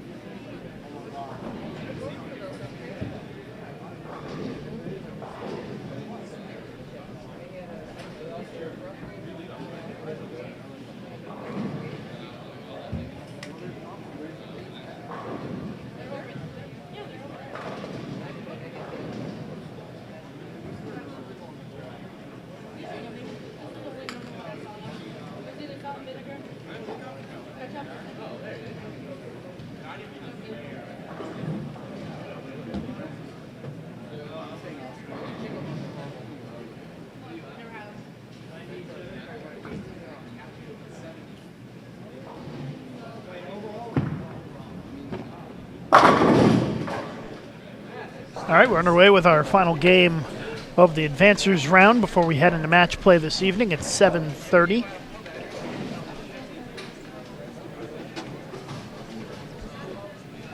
So about 2 hours and 15 minutes from the start of match play. So we are again underway with our final game of the advancers round.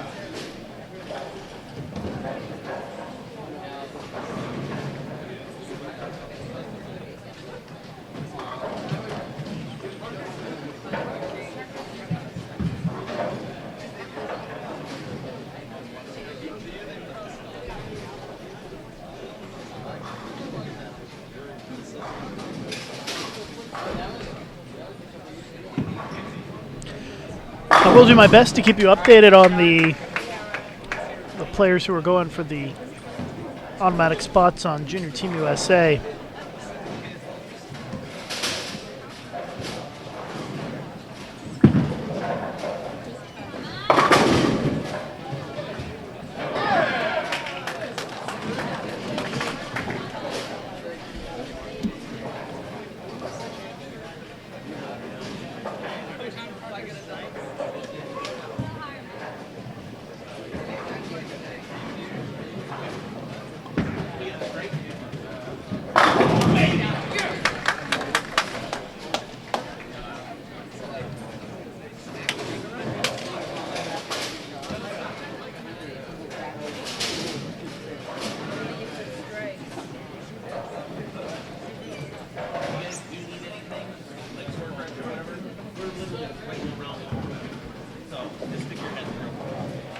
It'll be quicker than waving the flag because there's really no volunteers over here at this point.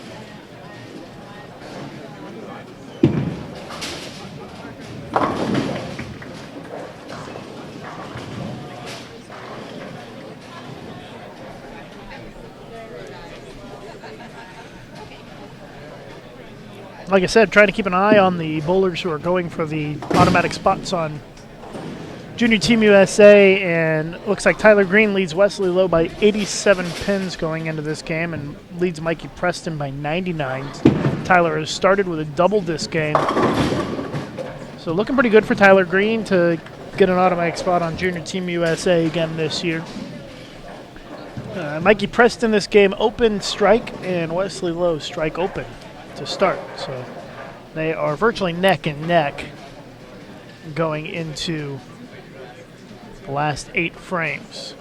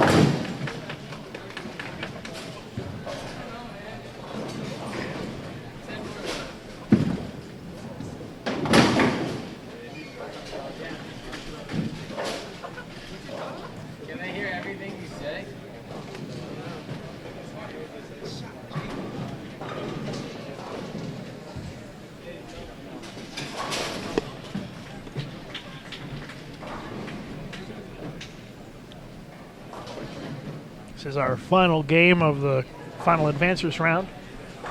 Again, match play starts in a little more than 2 hours here on Bull TV.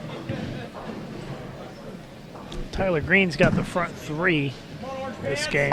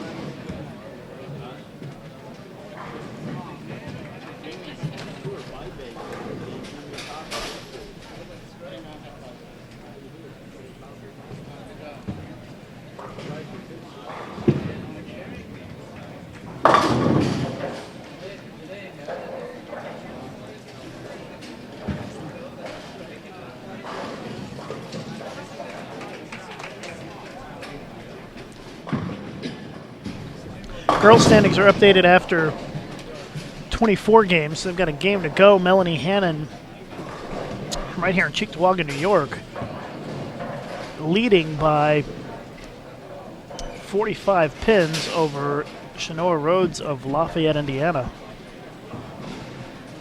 And then Shelby Durr is in third place, and she is another 43 pins back, it looks like, of second. You can find the standings at bowl.com/junior gold. Click on the results page. Tyler Green this game, front 3, 8 spare. Mike Preston open 3-bagger. And Wesley Lowe has gone strike open spare spare. So right now it is Tyler Green and Mike Preston first and second, I believe.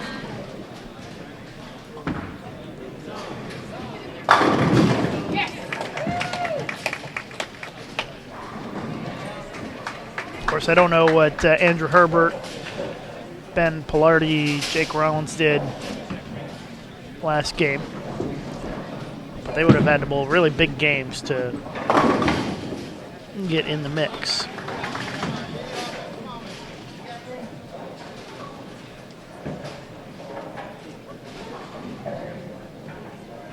I'm going to guess that it's going to come down to Wesley Lowe and Michael Preston to determine the second automatic spot.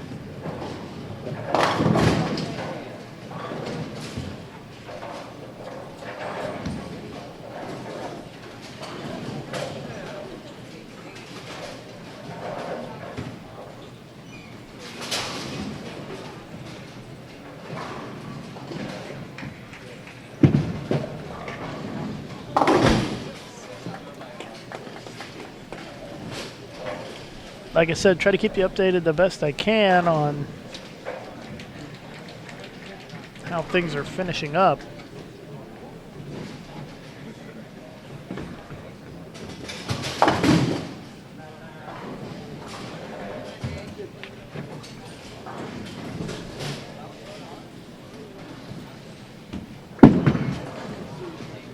In terms of the automatic spots on Junior Team USA.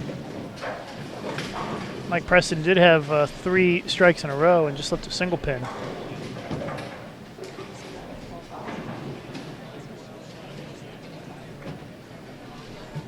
He leads Wesley Lowe by 12 currently.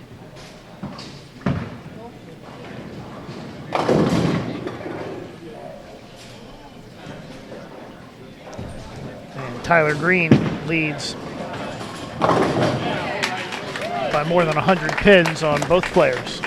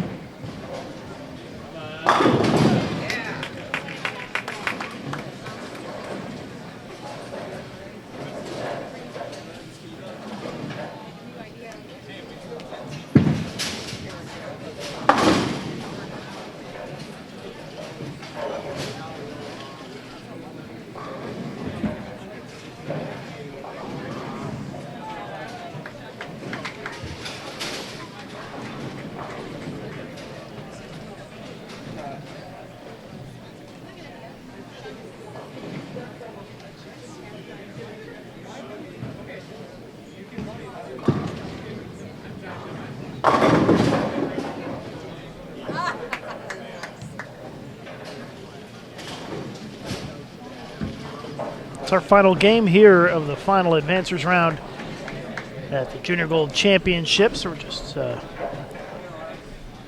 wrapping things up here.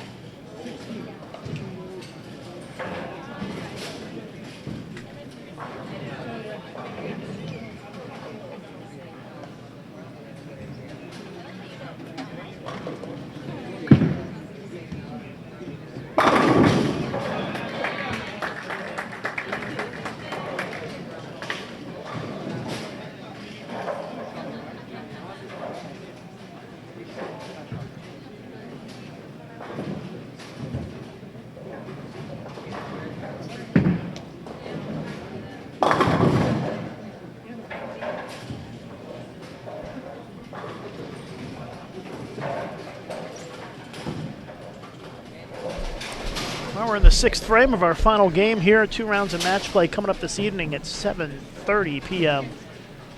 Eastern Time. First 2 rounds of match play.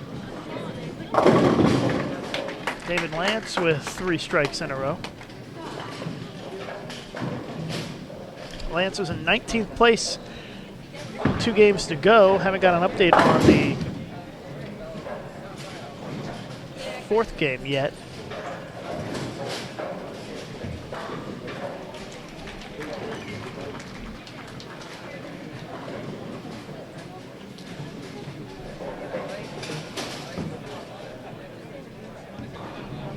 Certainly looks like Tyler Green is going to lead and be the top qualifier.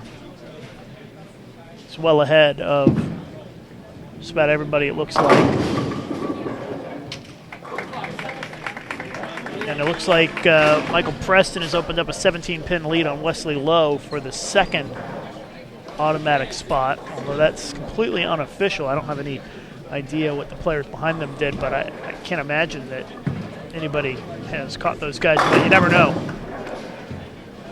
You never know what's going on at the other end of the bowling center. There's a wall between us and the rest of the U20 division, so we can't really see what's going on down there at all.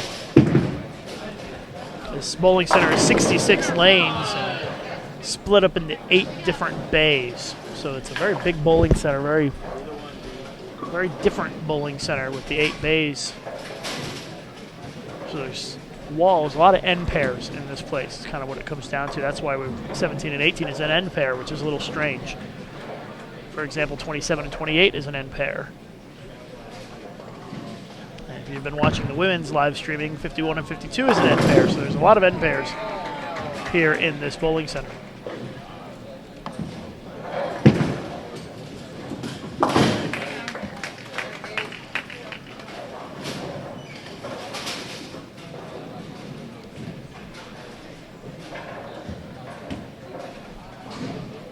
Mike Preston just doubled to increase his lead over Wesley Lowe. It's now at 27 pins, I believe, with a few frames to go.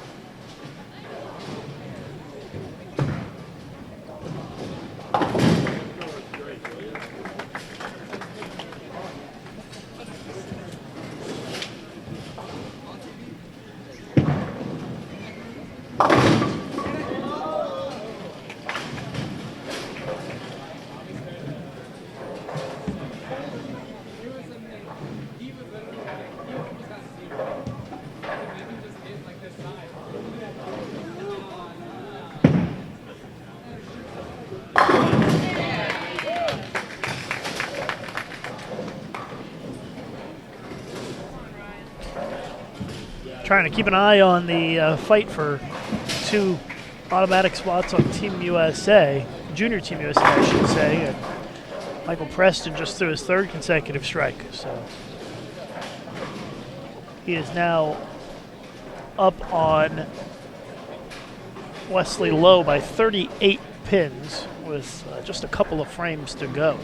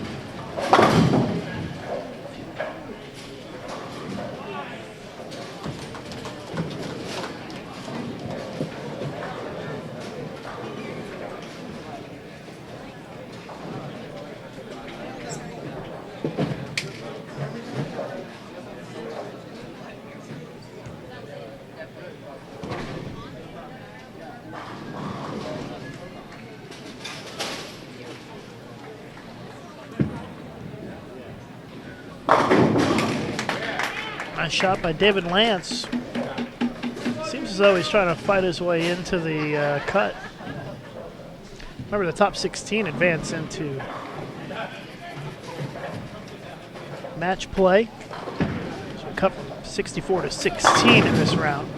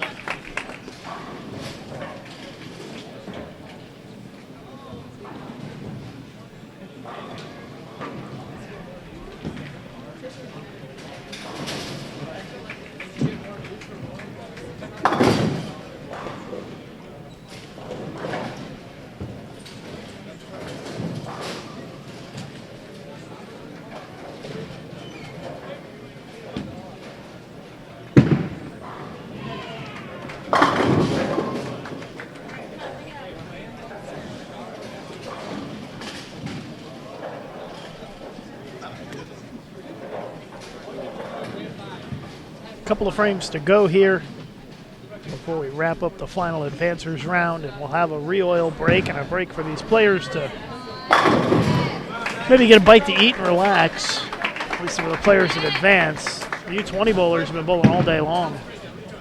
They started at 8 o'clock this morning, 5 games. Another 5 here in the final advancers round. And 2 rounds of match play tonight starting at 7:30.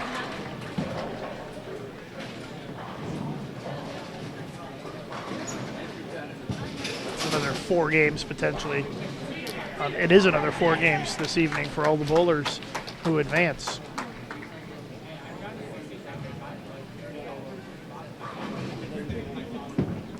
Michael Preston just struck again down there, and he leads Wesley Lowe by 48 pins with a frame to go.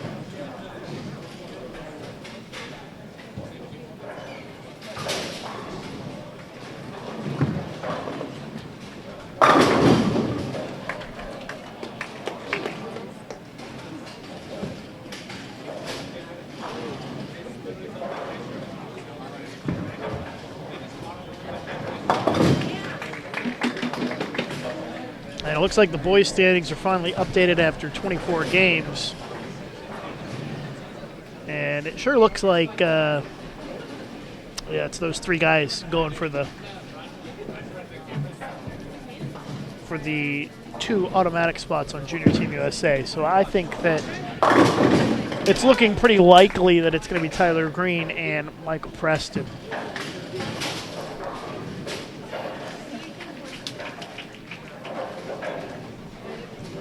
In fact, it's almost a certainty at this point, I think. Kind of looking across to see if there's anybody else that's close, and I don't really see anybody else who's close. Looking at the cut number, 16th place is Tyler James. Tyler sitting at a 207.46 average. Dallas Leong is 15 pins back in 17th place. David Lance, who's on our featured pair right now, is currently 67 pins out of the number. He's bowling a big game. That's tough.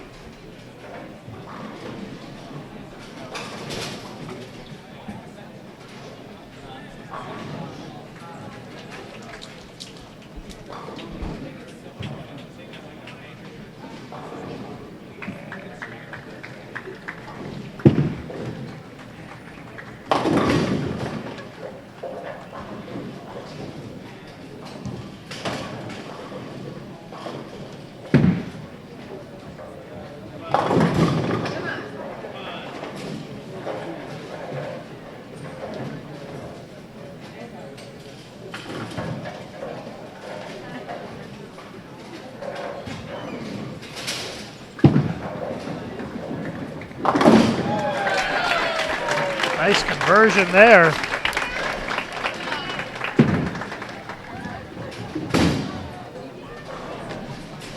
By Matthew Russo as he cleans up the mess there in the 10th frame.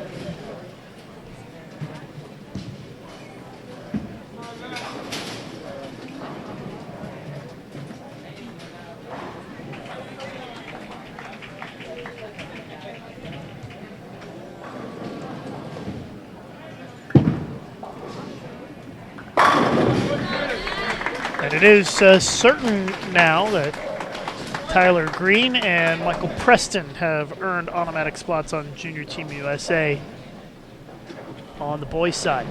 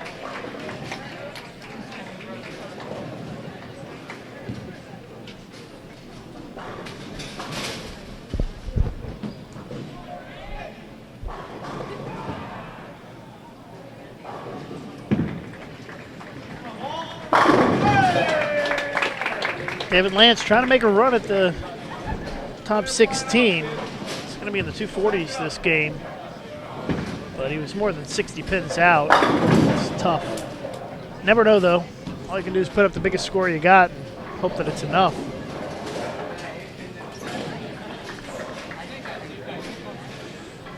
Tyler Green finishes first in qualifying. Michael Preston finishes second. A 224 final game for Tyler Green and a 236 for Michael Preston, and Wesley Lowe going to be in the 170s.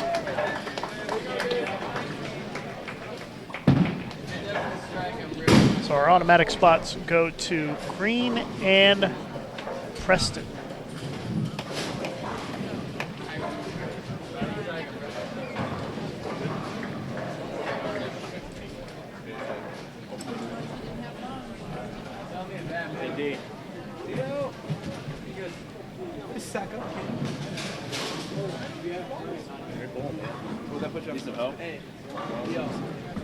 Hour and a half from now, we'll start with our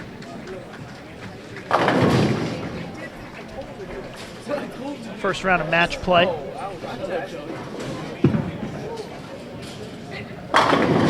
So be sure you join us this evening for that. We'll have once again the multiple channels. We'll have one channel with the U20 and U15 boys and another channel with the U20 and U15 girls coming up this evening at 7:30.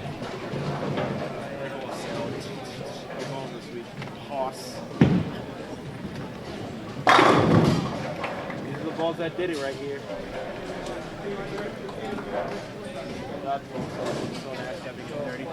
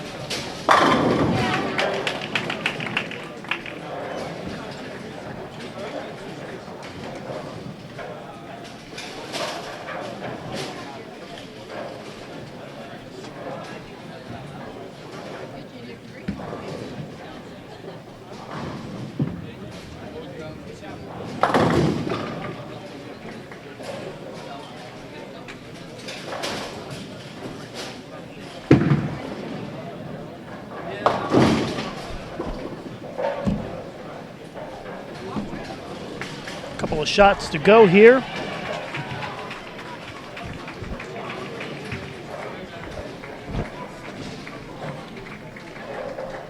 To wrap things up and our final advancers round here. We're going to have the top 16 in the U20 and U15 divisions advancing into match play. And they will be on the lanes this evening for the first two rounds.